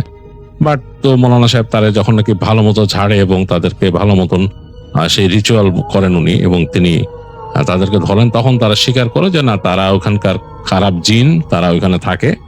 এবং তানভীর যখন ওখানে আসছে, তাদের মধ্যে একটা মেয়ে জিন তার উপরে নজর দিছিল এবং তাকে ওখানে টেনে নিয়ে আসছিল আবার। তো বলছিল তাকে ওখানে নিছিলি কেন, ওই ঘরের মধ্যে কেন নিতেছিলি? তানভীর তো বলছে যে তাকে এরকম ঘরে নিতেছিল তাকে মেরে ফেলার জন্য। তাদের ছিল, ইন্টেনশন ছিল তাকে একটা ওখানে দুর্ঘটনা ঘটায় মেরে ফেলবে, তাহলে ওখানকার সম্বন্ধে আরো বেশি বদনাম প্রসিদ্ধ হবে আর কি। তো যাই হোক, তো তানভীরকে ঝাড়া হয় ভালো মতো, ঝেড়ে এবং রুকাইয়া করে তারপর ওদের থেকে ওখান থেকে মানে সরানো হয়। সরায় মৌলানা সাহেব বলেন যে ছেলেকে আপাতত এখানে রাখেন না, ও পাঠাই দিয়েন, কালকেই ওকে আবার ঢাকায় পাঠাই দিয়েন।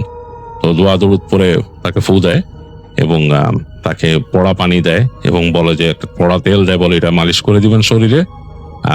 সে যতক্ষণ এখানে থাকবে তেল মালিশ করে দিয়েন ওর শরীরে, যাতে এই এলাকা ছেড়ে যাওয়া পর্যন্ত যাতে এরকম থাকে, কারণ ওখানে জায়গাটা খুব খারাপ, খুব খারাপ।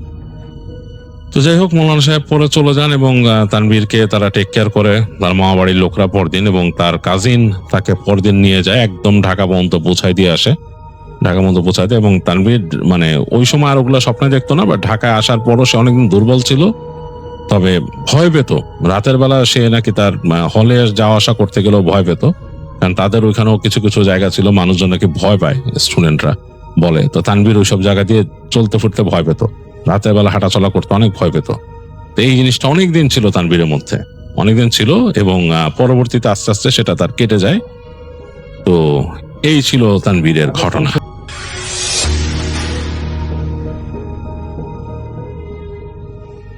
আসসালামু আলাইকুম লিসেনার্স, আমি সামির আনসারি বলছিলাম। তো আজকের দিনে এটা আমার আরেকটা ঘটনা, আশা করি আপনাদের এটাও ভালো লাগবে। তো এই ঘটনাটা বলার আগে আমি বলে নিচ্ছি যে আপনারা হয়তো অনেকেই যারা আমার লাস্ট এপিসোডগুলো শুনেছেন, আপনারা জানেন যে আমি ময়মনসিংহে বেশ কিছু বছর চাকরির সুবাদে থেকেছিলাম। আর সেই সাথে এটাও বলছি যে ভৌতিকতা যে পেজটা আছে ফেসবুকে, সেখানে সপ্তাহখানেক আগে আমি একটা ভিডিও পোস্ট করি, যেটা আমার ময়মনসিংহের বাসার ছাদ থেকে দিনের বেলা ভিডিওটা করেছিলাম।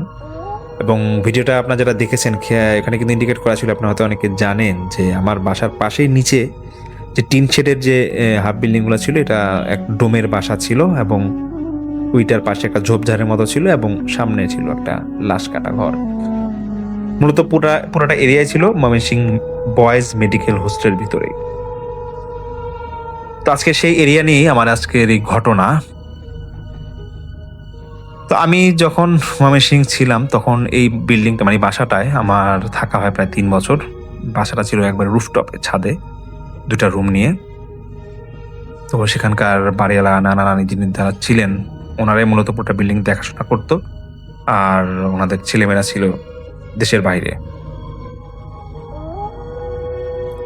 তো যখন আমি বাসা ছেড়ে দিব তার ঠিক 1 সপ্তাহ আগে আমি আমার স্থানীয় যারা বন্ধু বান্ধব আছে ওদের নিয়ে একদিন নিজে আড্ডা দিচ্ছিলাম বাসার নিচেই। তো একজন ফ্রেন্ড আমার বলে ওঠে যে তুই যে বাসায় থাকলি 5 তলায়, একা থাকলি আর 3 বছর, তোর ভয় লাগতো না? তাই বললাম যেটা ভয়ের কি আছে, কেন ভয়ের তো কিছু নাই। তো বলছে ভয়ের কিছু নাই মানে কি? তোর এই বিল্ডিংয়ের পাশেই তো যে ঘেঁষা যে এরিয়াটা বয়েজ মেডিকেল হোস্টেল, এটা তো আজ থেকে 25-30 বছর আগে লাশ কাটা ঘর ছিল, আর তুই এখানে একা থাকতেই বা কিভাবে?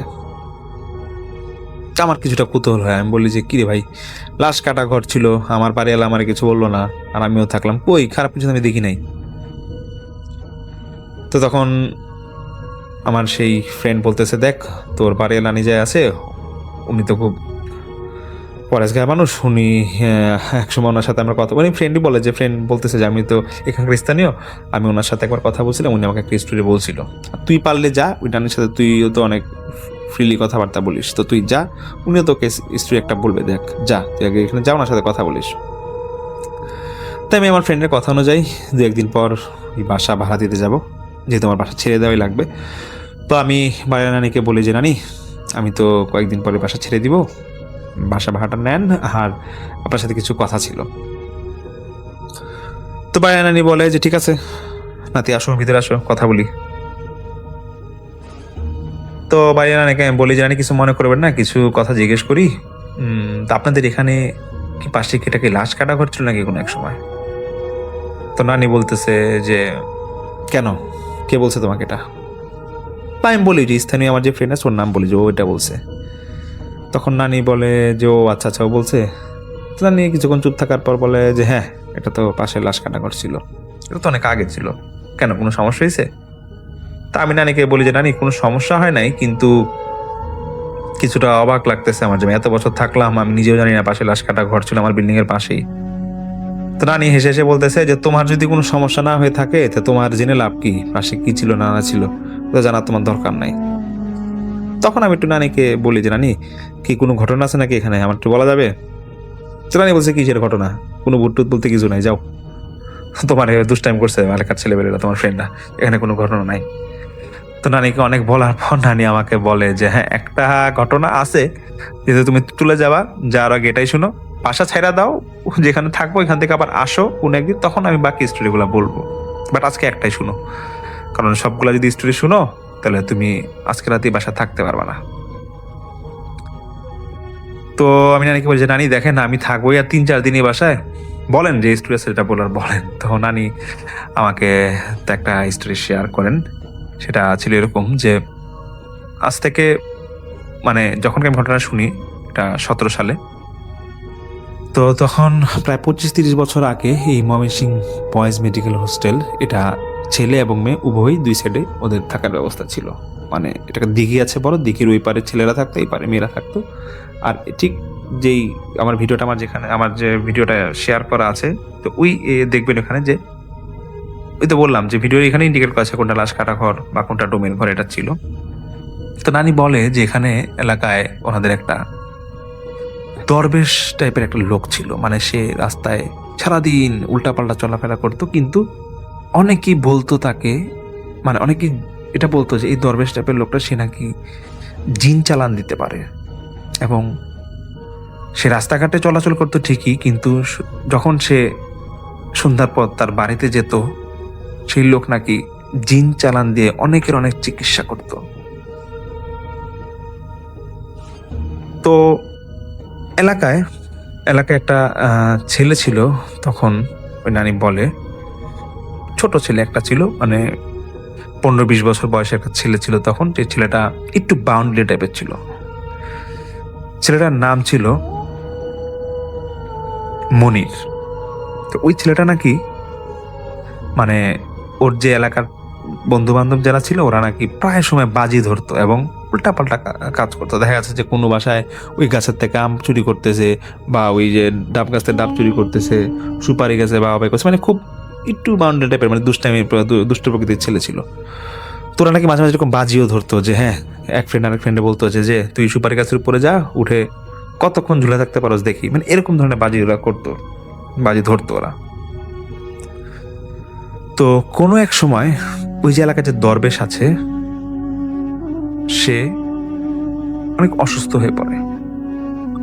তো অনেকেই যারা স্থানীয় ছিল ওরা বলে যে এই দরবেশ হয়তো জিন চালান দিত, হয়তো কোনো জিনের আসরে সে অসুস্থ হয়ে গেছে। তো ওই যে মনির ছিল, তো ওরা কয়েকজন বন্ধু বান্ধব মিলে ওরা সিদ্ধান্ত নেয়। ওই মনির বাসা কিন্তু ছিল ওই আমি বর্তমানে যে বাসা, আমি তখন যে বাসা থাকতাম, বা ডোমের বাসাটা যে আমি ভিডিওতে দেখাইছিলাম, ডোমের বাসা ওই ঠিক এর কাছাকাছি থাকতো মনিরদের বাসা ছিল। তো মনিররা বন্ধু বান্ধব যারা ছিল ওরা নাকি কোনো এক রাতে ওরা প্ল্যান করে এবং ওরা বলে যে দেখ, আগামীকাল লাশ কাটা ঘরে যে লাশটা আসবে, সেই লাশটাকে যে ছুঁয়ে আসতে পারবে এবং বেশিক্ষণ ধরে লাশটাকে ধরে রাখতে পারবে, মানে হাত দিয়ে টাচ করে রাখতে পারবে, তাকে 1000 টাকা দেওয়া হবে। এবং সেই সময়ের 1000 টাকা কিন্তু অনেক বেশি, মানে এখনকার সময় বলা যায় যে প্রায় 10-15 হাজার টাকার মতো। এরকম মনির একটু সাহস দেখায়, ওর বন্ধু বান্ধবরা বলে যেটা কোনো ব্যাপারই না, আমি সকাল সকাল আসিস, দেখবো কোন লাশটা আগে আসে, ওই লাশটা আমি ধরে দেখাই দিব, যা।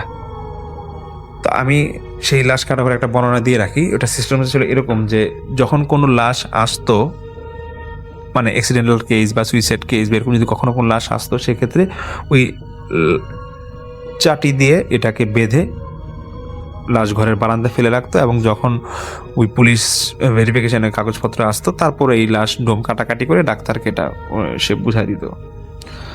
তো এই কাজগুলো হতো কি যে সকাল টাইমে বা দুপুর টাইমে লাশগুলো আসতো, এবং পুলিশ ভেরিফিকেশন হতে হতে এটা দুপুর বা সন্ধ্যার পর বা শুধু বিকেলের দিকে ওইটা হয়ে যেত আর কি, মানে কাটাকাটিটা ওই দুপুরের পরেই হতো। তো যাই হোক, মনির ওরা এরকম সিদ্ধান্ত নেয় যে পরের দিন ওরা এরকম বাজি ধরে, মনির খুব আগ্রহ দেখা, বলে যে আমি লাশ ধরে দেখাই দিব, তোরা দেখিস। তো সেই রাতেই সেই যে দরবেশ ছিল, যে ওই এলাকায় যে দরবেশ ছিল, সে যে অসুস্থ হয়ে পড়ে বলেছিলাম আগে, তো সে এতটাই অসুস্থ হয় যে নিজের চিকিৎসা করতে যায় জিনের মাধ্যমে। এবং সে একটা সময় তার ফ্যামিলি মেম্বার সবাইকে ওর রুম থেকে বেরিয়ে যেতে বলে সেই দরবেশ, এবং রুমের দরজা নিজে লাগাই দেয়। তো ওর ফ্যামিলি মেম্বাররা ভাবে যে হয়তো আমার বাবা, মানে সন্তানরা ভাবে যে হয়তো আমার বাবা তো এরকম দিন চালা দিতে পারে, হয়তো উনি নিজের চিকিৎসা নিজেই করবে, থাকুক, সময় লাগুক, দেখি সুস্থ হোক, তাও সুস্থ হোক, যেটাই হোক। তো যেটা হয়, যখন ঘন্টাখানিক হয়ে যায় ওই দরবেশকে নক করার পর দরজা খুলছে না, তারা দরজা ভেঙে দেখে যে সে দরবেশ ফ্যানের মধ্যে ফাঁস দিয়ে ঝুলে আছে, মানে সে সুইসাইড করেছে। এটা এলাকায় জানাজানি হয়ে যায়, এবং পরদিন সকালে সেই লাশ কাটা ঘরের প্রথম লাশটাই থাকি দরবেশের, এবং ওই লাশ চাটি দিয়ে বিছায় লাশ ঘরের বারান্দায় ফেলে রাখা হয়। এখানে দরবেশের যে ফ্যামিলি মেম্বাররা ছিল ওরা পুলিশ ভেরিফিকেশনের জন্য ওরা থানায় দৌড়াদৌড়ি করতে যায়, তো মোটামুটি এখানে নিরিবিলি ছিল। তো যেই ডোম লাশ কাটতো তার একটা ছোট ছেলে ছিল, তো ওই ছেলেটা ওই যে মনির বা ওদের যে ফ্রেন্ড সার্কেল ছিল ওদের খুব পরিচিত বা ঘনিষ্ঠ ছিল।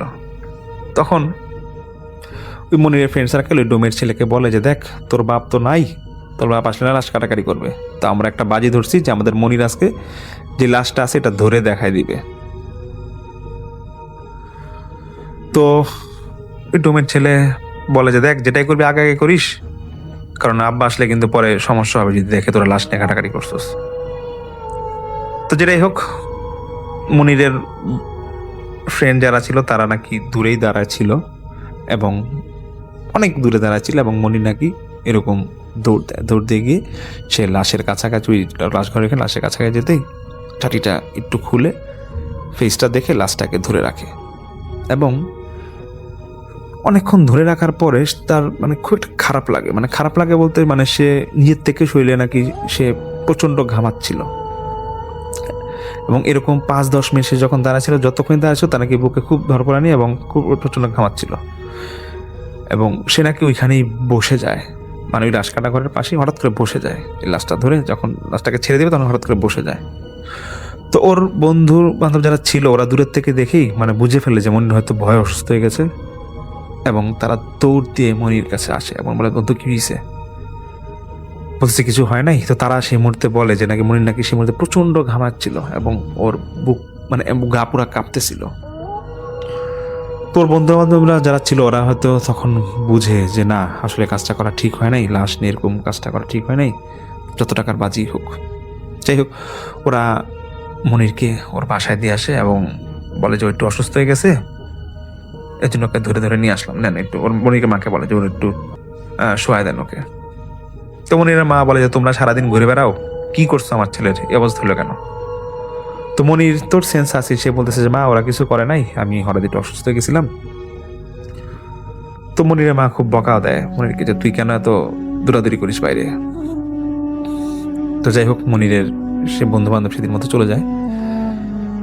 তো ওই বাইরা নানি বলে যে সেদিন ওরা মানে মনিরের নাকি পেটে এমন ব্যথা হয়েছিল যে বাইরা নানি বলে যে আমার বাসার থেকে ধরো কয়েকশো গজ সামনে ছিল মনিরের বাসা, মানে সেই রাতে খুব চিল্লাচিল্লি শুনতাম যে মনি খুব চিৎকার করে কাঁদতেছে যে মা পেট ব্যথা আমাকে বাঁচাও। এবং ওনার মানে বাইরা নানি মানে ওনার হাজবেন্ড নানা বাইরা নানাও নাকি মনিরকে সেই রাতে দেখতে গেছিল, মানে সে পেট ব্যথা এবং রক্ত বমি। তখন মনিরের মা ওর সেই বন্ধু বান্ধবরা বলে যে আসলে কি হয়েছিল বলতো। তখন পুরোটা ঘটনা বলে যে ও ওইরকম লাশ কাটাঘরের এখানে গেছিল, এরকম লাশ ধরছে, ওই দরবেশের লাশ ধরছে, তারপর থেকে এরকম। তখন আমার বিল্ডিংয়ে যে বাড়িওয়ালা নানা ছিলেন উনি নাকি তখন ওই মনিরের মাকে বলে যে দেখো ওই দরবেশ তো জিন চালান দিত, ওর তো শুনছিলাম যখন মারা যায় তখনও নাকি ও জিন দিয়ে চিকিৎসা করতে চাইছিল। তো যেটাই হোক, তোমরা পারলে মনিরকে একটু ভালো হুজুর দেখাও, ঝাড়ফুঁক দাও, দেখো ঠিক হয়ে যাবে। এগুলা আসলে অনেক সময় বাচ্চারা ভয় পেলে এরকম হয়। তো যথারীতি এরকম ঝাড়ফুঁক দেওয়ার পরে হুজুরকে কয়েকদিন পর ঝাড়ফুঁক দেওয়ার পর মনির কিছুটা ঠিক হয়, কিন্তু মনির মাঝে আচরণটা আস্তে আস্তে চেঞ্জ হয়ে যায়। সে ঘর থেকে খুব একটা বের হয় না, এবং ও মানে কিছু অলৌকিক ঘটনা ঘটে যে ও ওর মাকে যেগুলা বলতো ঠিক ওরকমই সব ঘটে যাইতো। কেন জানি এরকম ঘটে যাইতো। এর একটা এক্সাম্পল নাকি এরকম ছিল, মানে ওই বাড়িয়া নানি বলে যে একবার নাকি মনির ওর বাবাকে সকালে বলে যে বাবা তুমি আজকে বাসা থেকে বের হয়ে না, তুমি ঘরে থাকো, তুমি একটা এক্সটেন্ড করো, আপনি ঘর থেকে বের হয়ে না, এরকম অনেক রিকোয়েস্ট করে। তো মনিরের বাবা বলে আরে পাগলের মতো কি বলো, আমার কাজ আছে আমি বের হবো। এরকম উল্টা ঝাড়ি দিয়ে মনির বাবা নিজে বের হয়। তো ঠিকই সেদিন মনিরের বাবা দুপুরে উনি বাসের একটা অ্যাক্সিডেন্ট করে ওনার বেশ গুরুতর আহত হয়। এটা মানে যখন ঘটে তখন নাকি মনির বাবা খুব অবাক হয়ে গেছিল, তারপরও বিশ্বাস করে না, বলতেছে হয়তো ছেলের মনে টান ছিল যে বাবা যাতে বের না, হয়তো এরকম কারণে ছোট্ট একটা নিচু ঘটনা ঘটছে। আরেকবার নাকি এরকম মনিরের নানা যখন মারা যাবে তখন মনির তার মাকে বলছিল যে মা তুমি নানা বাড়ি চলে যাও, নানা খুব অসুস্থ, কখন কি ঘটে বলা যায় না, তুমি চলে যাও। অনেক জোরাজুরি পর মনির ওর মাকে নানা বাড়ি পাঠায় দেয়। ঠিকই তার একদিন পরে মনির নানা মারা যায়। তো এরকম যখন ঘটনাগুলো মনের মধ্যে ঘটতেছিল তখন ওর বাবা মা কিছুটা ঘাবড়া যায়, এবং ওরা নাকি এই ওর মনির বাবা নাকি এই পারিয়া নানার কাছে, মানে আমি যে বিল্ডিংয়ে থাকতাম এই নানার কাছে এসে নাকি বলতো যে দেখেন মনিরের মধ্যে এই ঘটনাগুলো ঘটতেছে।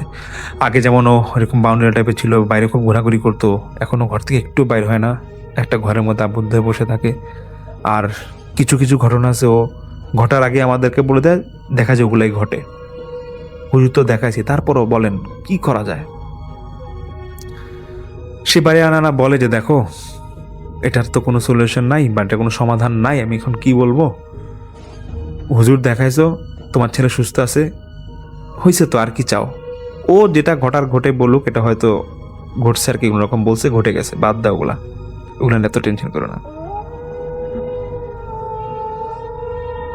তারপর এই মনির একবার নাকি ও স্বপ্ন দেখে যে ও খুব অসুস্থ এবং তার ট্রিটমেন্ট করা হচ্ছে না দেখে সে মৃত্যুর করে ঢলে পড়বে, এবং সে এই জিনিসটাই হুবহু তার মাকে বলে যে মা আমার শরীরটা খুব একটা ভালো না। মানে যখন যেদিন সে স্বপ্ন দেখে তারপরের দিন তার মাকে বলে যে মা আমার শরীরটা ধরে দেখো, আমার শরীরটা খুব একটা ভালো না, জ্বর জ্বর লাগতেছে, আমার হসপিটালে নিয়ে চলো। তখন মনিরের বাবা শুনে বলে যে দেখ তোর একদিন জ্বর হইলো, গতকাল রাতে জ্বর ছিল না, আজকে সকালে বলিস তুই জ্বর হইছে, তোরা এখনই হসপিটাল নিব কেন? আগে ওষুধ খা, এমনি ঘরে ঠিক হয়ে যাবে, এগুলো নিয়ে এত টেনশন করিস না। কি না কি কাজ করছস কয়েকদিন আগে, এই কারণে তুই ভয় পেয়ে ঘরে বসে থাকোস, ঘর বাড়ির থেকে বেরো হস না, তোর মধ্যে সব আজগুবি আজগুবি জিনিস ঘটতেছে, তুই এগুলো বাদ দে, সুস্থ হয়ে যাবি, তুই ওষুধ খা, সুস্থ হয়ে যাবি। বাড়িয়া নানি বলে যে দেখো সেই দিন, মানে যেদিন এই ঘটনাটা ঘটে, মানে মনির যেদিন স্বপ্ন দেখে ওর মাকে পরের দিন যে ঘটনাটা বলে, সেদিনই সন্ধ্যার সময় এই জ্বরের থেকে, জ্বরের কাঁপুনিতে মনির মারা যায়। এবং বাড়িয়া নানি বলে যে দেখো এটা ভয়ের ঘটনা কিনা জানি না, কিন্তু মানে একটা আজব একটা ঘটনা এরকম ঘটে যে ছেলেটা ওই লাশটা ধরার পরই ওর মধ্যে এরকম সব ঘটতেছে বা ঘটছিল, এটা আসলেই খুব একটা অলৌকিক ধরনের একটা ঘটনা ছিল। তো বাড়িয়া নানি আমাকে এটা বলে, এবং উনি বলে যে দেখো তুমি যদি বেশি ভয় পাও, দরকার হলে তোমার বন্ধু বান্ধব আজকে রাতে বাসায় থাকো, সমস্যা নাই, কিন্তু তুমি বাসা থেকে যাও, তোমাকে আমি আবার পরে একটা ঘটনা, আরেকটা ঘটনা আছে এরকম শোনাবো। তো যাই হোক, এই ঘটনাটা আমার বেশ ভয় লেগেছিল সেদিন, এবং আমার এখনো মনে আছে সেদিন আমি বাসায় ছিলাম না, আমি আমার ফ্রেন্ডের বাসায় রাতে ছিলাম। তো যাই হোক, আশা করি আপনাদের ঘটনাটা ভালো লেগেছে।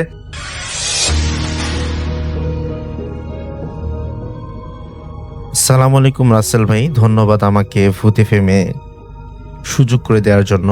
আজকে যে ঘটনাটা আমি শেয়ার করব, এটা এতটাই আশ্বস্ত করতে পারি যে ঘটনাটা প্রচণ্ড ভয়ের হবে। এটা একটা জমশেদ চাচার একটা ঘটনা, আমি সেই ঘটনাটাই আজকে শেয়ার করব। আর এই ঘটনা ঘটেছিল আমাদের লাহোরিয়া গ্রামে, আর সেই ঘটনা আজকে আমি শেয়ার করতে যাচ্ছি। আমাদের একটা বিল ছিল, ওই বিলের মধ্যে আসলে একটা কথা আছে যে ওইখানে এই লাহোরিয়া গ্রামে এই কথাটা ছিল যে কেউ যেন এটা মাছ ধরতে না যায়। ওই একটা বিল আছে, ওই বিলের মধ্যে সন্ধ্যার পরে এটা গেলে মানুষের মতো কেউ কেউ মানে কান্না করতে শুনেছে, কেউ অনেক অদ্ভুত ছায়া দেখেছে, এবং এমনও হয়েছে অনেকের অনেক সমস্যা হয়েছে। তো এইটাকে কেন্দ্র করে বলা হয়েছে যে ওখানে যেন কেউ না যায়। তো গ্রামের একজন অভিজ্ঞ জেলে ছিলেন, ওনার নাম ছিল আমাদের জমশেদ চাচা। তো বয়স 50-এর কাছাকাছি হবে, কিন্তু উনি রাসেল ভাই প্রচণ্ড সাহসী ছিল, কিন্তু প্রচুর। গ্রামের লোকেরা যতই ওনাকে নিষেধ করুক, তিনি এসব গল্পকে কুসংস্কার বলে উড়িয়ে দিতেন। এক বর্ষার রাতে তিনি একাই মাছ ধরতে বের হলেন। আকাশে চাঁদ নেই, চারদিকে খুটখুটে অন্ধকার, হাতে একটা টর্চ, কাঁধে জাল, আর সঙ্গে একটি ছোট বাঁশের ঝুড়ি ছিল। তো গ্রাম ছেড়ে বিলের দিকে যাওয়ার মাঝ রাস্তায় হঠাৎ তিনি দেখলেন রাস্তার মাঝখানে একটি বিশাল বড় শিয়াল দাঁড়িয়ে আছে। তো প্রথমে তিনি ভাবলেন সাধারণ শিয়াল, কিন্তু মানে ঘটনাটা যে পরে হবে, কিন্তু কয়েক সেকেন্ড পরেই তিনি বুঝতে পারেন যে এখানে কিছু একটা অস্বাভাবিক কিছু ঘটনা হয়তোবা ঘটতে চলেছে। শিয়ালটির চোখ দুটো লাল জ্বলছে। মানে রাসেল ভাই, আসলে আমরা দেখা যায় যে অনেক কিছু যেটা স্বাভাবিক ওটা কিন্তু দেখলেই বোঝা যায়, কিন্তু রাতের বেলা আমি টর্চ যখন উনি জ্বালাইছেন, তো যখন দেখলেন যে শিয়ালের যে চোখটা এটা প্রচণ্ড লাল আভার মতো হয়ে আছে এবং শরীরটার মধ্যে খুশখুশি একটা মানে ভয়ঙ্কর একটা ভাব ওখানে ছিল। তো জমশেদ চাচা তখন বলেন, চিৎকার দেবেন, হ্যাট হ্যাট সর, এরকম করে বললেন উনি। কিন্তু শিয়ালটার এক চুলও ওখান থেকে নড়লো না, বরং ধীরে ধীরে দাঁত বের করে গর্জন করতে লাগলো। যেভাবে আমরা দেখি রাসেল ভাই, বাঘ যেভাবে গর্জন করে না দাঁতগুলো বের করে, ওই রকম করে গর্জন করতে লাগলো। তো হঠাৎ শিয়ালটি লাফ দিয়ে তার পায়ের ওপর ঝাঁপিয়ে পড়ল। উনি তো আল্লাহ বলে চিৎকার, যে আল্লাহ আমাকে বাঁচান, আল্লাহ এটা কি হলো। উনি এইভাবে চিৎকার দিচ্ছেন। চিৎকার করে যখন উঠছেন জসিম চাচা, তখন এই শিয়ালটা তার পায়ের মাংসে দাঁত বসিয়ে দিল। প্রচণ্ড ব্যথায় তিনি মাটিতে পড়ে গেলেন।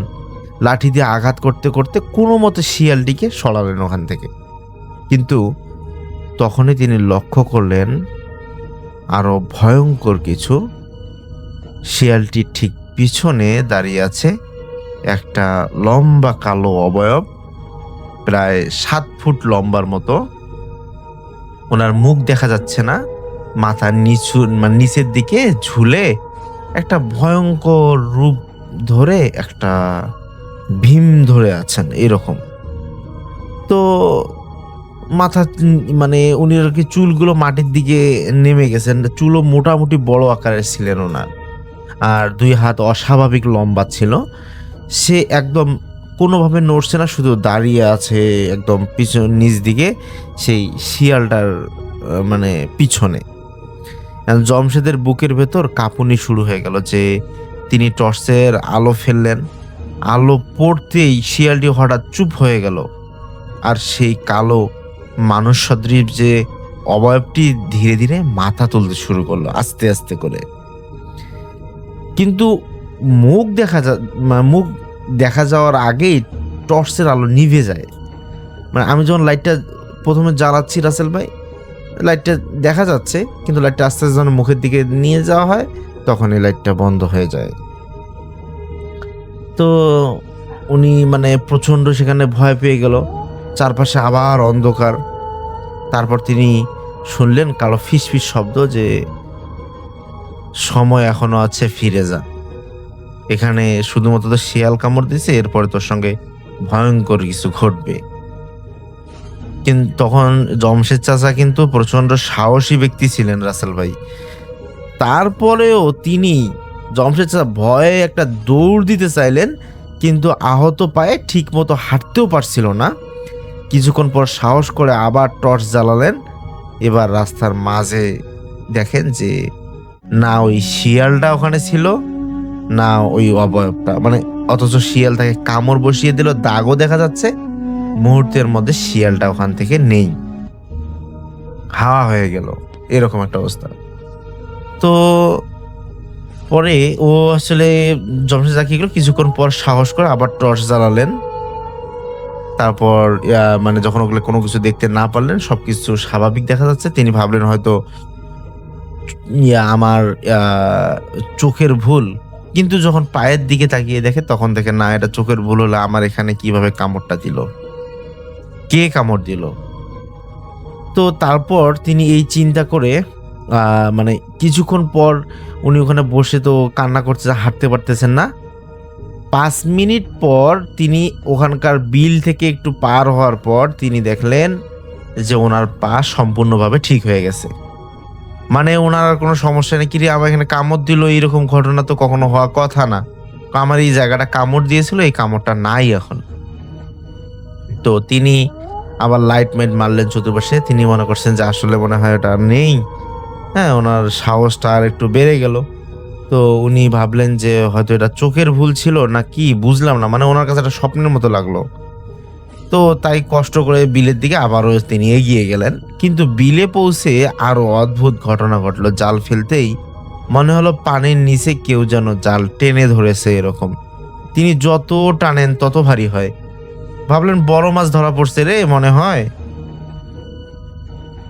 কিন্তু অনেক কষ্টে জাল উপরে তুললেন, কিন্তু জালের মধ্যে কোনো কিছু নেই, কোনো মাছ নেই, শুধু কাদায় মাখা একটা পুরনো মানুষের মাথার খুলি উঠছেন। এই খুলিটির ফাঁকা চোখের গর্তের দিকে তাকাতেই তার শরীর ঠান্ডা হয়ে গেল। ঠিক তখন এই মানে বিলের মাঝখান থেকে ভেসে এলো এক বিকট হাসি, এবং সেই হাসি মানুষ না অন্য কিছুর তিনি বুঝতে পারলেন না। আর তখনই কুয়াশার ভেতর আবার দেখা গেল সেই যে কালো লম্বা মানুষটি দেখেছিলেন বীরের সামনে দাঁড়িয়ে মাথা নিচু করে থাকা, সে ওখানে দাঁড়িয়ে আছে। তো বিলের পানির উপর দাঁড়িয়ে থাকা সেই কালো লম্বা অবয়ব ধীরে ধীরে জমশেদ চাচার দিকে এগিয়ে আসছিল। চারপাশে ঘন কুয়াশা, বাতাস হঠাৎ থেমে গেছে, ব্যাঙের ডাকও নেই, মনে হচ্ছিল পুরো বিলটা যেন নিস্তব্ধ হয়ে গেছে। তো জমশেদ চাচার হাত থেকে খুলিটি পড়ে গেল। তিনি কাঁপা গলায় বললেন, কে কে তুমি? কোনো উত্তর নেই। অবয়বটি শুধু এগিয়ে আসছে। হঠাৎ তিনি লক্ষ্য করলেন তার পায়ের কাছে যে শিয়ালটি আগে কামড়েছিল সেটি আবার হাজির হয়েছে। উনি সেটা দেখার পর কিন্তু এবার শিয়ালটি গর্জন করছে না, বরং ভয়ে কাঁপছে, এরকম একটা অবস্থা। শিয়ালটি কয়েকবার কালো অবয়বটির দিকে তাকিয়ে করুণ স্বরে ডাকতে লাগলো। তারপর আসমকা একটা দৌড়ে অন্ধকারের মধ্যে হারিয়ে গেল শিয়ালটি। জমশেদ চাচার মনে হলো যে জিনিসটিকে শিয়ালও ভয় পায়, সেটি নিশ্চয়ই খুব ভয়ঙ্কর কিছু। অবয়বটি এখন মাত্র কয়েক হাত দূরে, কেননা সামনে আস্তে আস্তে এগিয়ে আসতেছিল। তো ঠিক তখন এই গ্রামের মসজিদের ইমামের কথা মনে পড়লো। তিনি বললেন, বিপদে পড়লে আল্লাহর কাছে সাহায্য চাইতে হয়। তো জমশেদ চাচা সঙ্গে সঙ্গে চোখ বন্ধ করে দোয়া আয়াতুল কুরসি পাঠ করা শুরু করে দিলেন, যে আল্লাহু লা ইলাহা ইল্লাহুল হাইয়ুল কাইয়্যুম লা তাখুযুহু সিনাতুন ওয়ালা নাওম, এইভাবে দোয়া পড়তে থাকেন।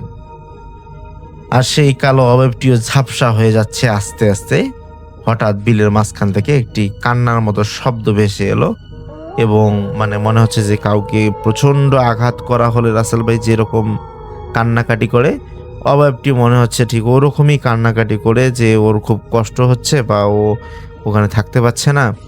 মানে ওই সূরা কালামটা পড়ার কারণে যে ওর গায়ে আগুন লেগে গেছে এটা বুঝতে পারছে সে জমশেদ চাচা। তারপর সেখান থেকে এই দৃশ্য দেখার পর উনি এক দৌড়ে একদম বাড়ির দিকে আসেন। আসার পর সেখানে অজ্ঞান হয়ে পড়ে যান, এবং বাড়ির মানুষ বলে, কি হয়েছে? সবাই তো চিল্লা চিল্লি, পুরো গ্রাম আমাদের কিন্তু এটা জানা রাসেল ভাই, এই লাহোরিয়া গ্রামে এটা পুরো জানা একটি ঘটনা। তারপর আর কি পুরো গ্রাম আসে কি হয়েছে, পরে উনি সকল কিছু এভাবে বর্ণনা করেন। কিন্তু বিষয়টা বলছো যে এতটা খারাপ আমরা জানতাম, ওখানে একটু ঝামেলা করে, রাত দিয়ে বেরাতে গেলে অনেকে দৃষ্টান করে, অনেকে জ্বর আসে, অনেকের অসুস্থতা ছাড়ে না। হ্যাঁ, কিন্তু এত বড় ঘটনা হলো, এটা তো বিশাল ব্যাপার। তো রাসেল ভাই এই ছিল ঘটনা। পরে মসজিদে ইমাম আসে, কিন্তু ওনাকে ঝাড়ফুঁক করেন এবং শরীর বন্ধ করে। আলহামদুলিল্লাহ যে তিনি এখন সুস্থতা আছেন। তো রাসেল ভাই লাহোরিয়া গ্রামে যদি আসেন তাহলে এই বিষয়টার সত্যতা পাওয়া যাবে। আজকে এই পর্যন্তই, দেখা হবে পরবর্তী কোনো ঘটনা নিয়ে, যদি কোনো ভালো ঘটনা পাই। আল্লাহ হাফেজ।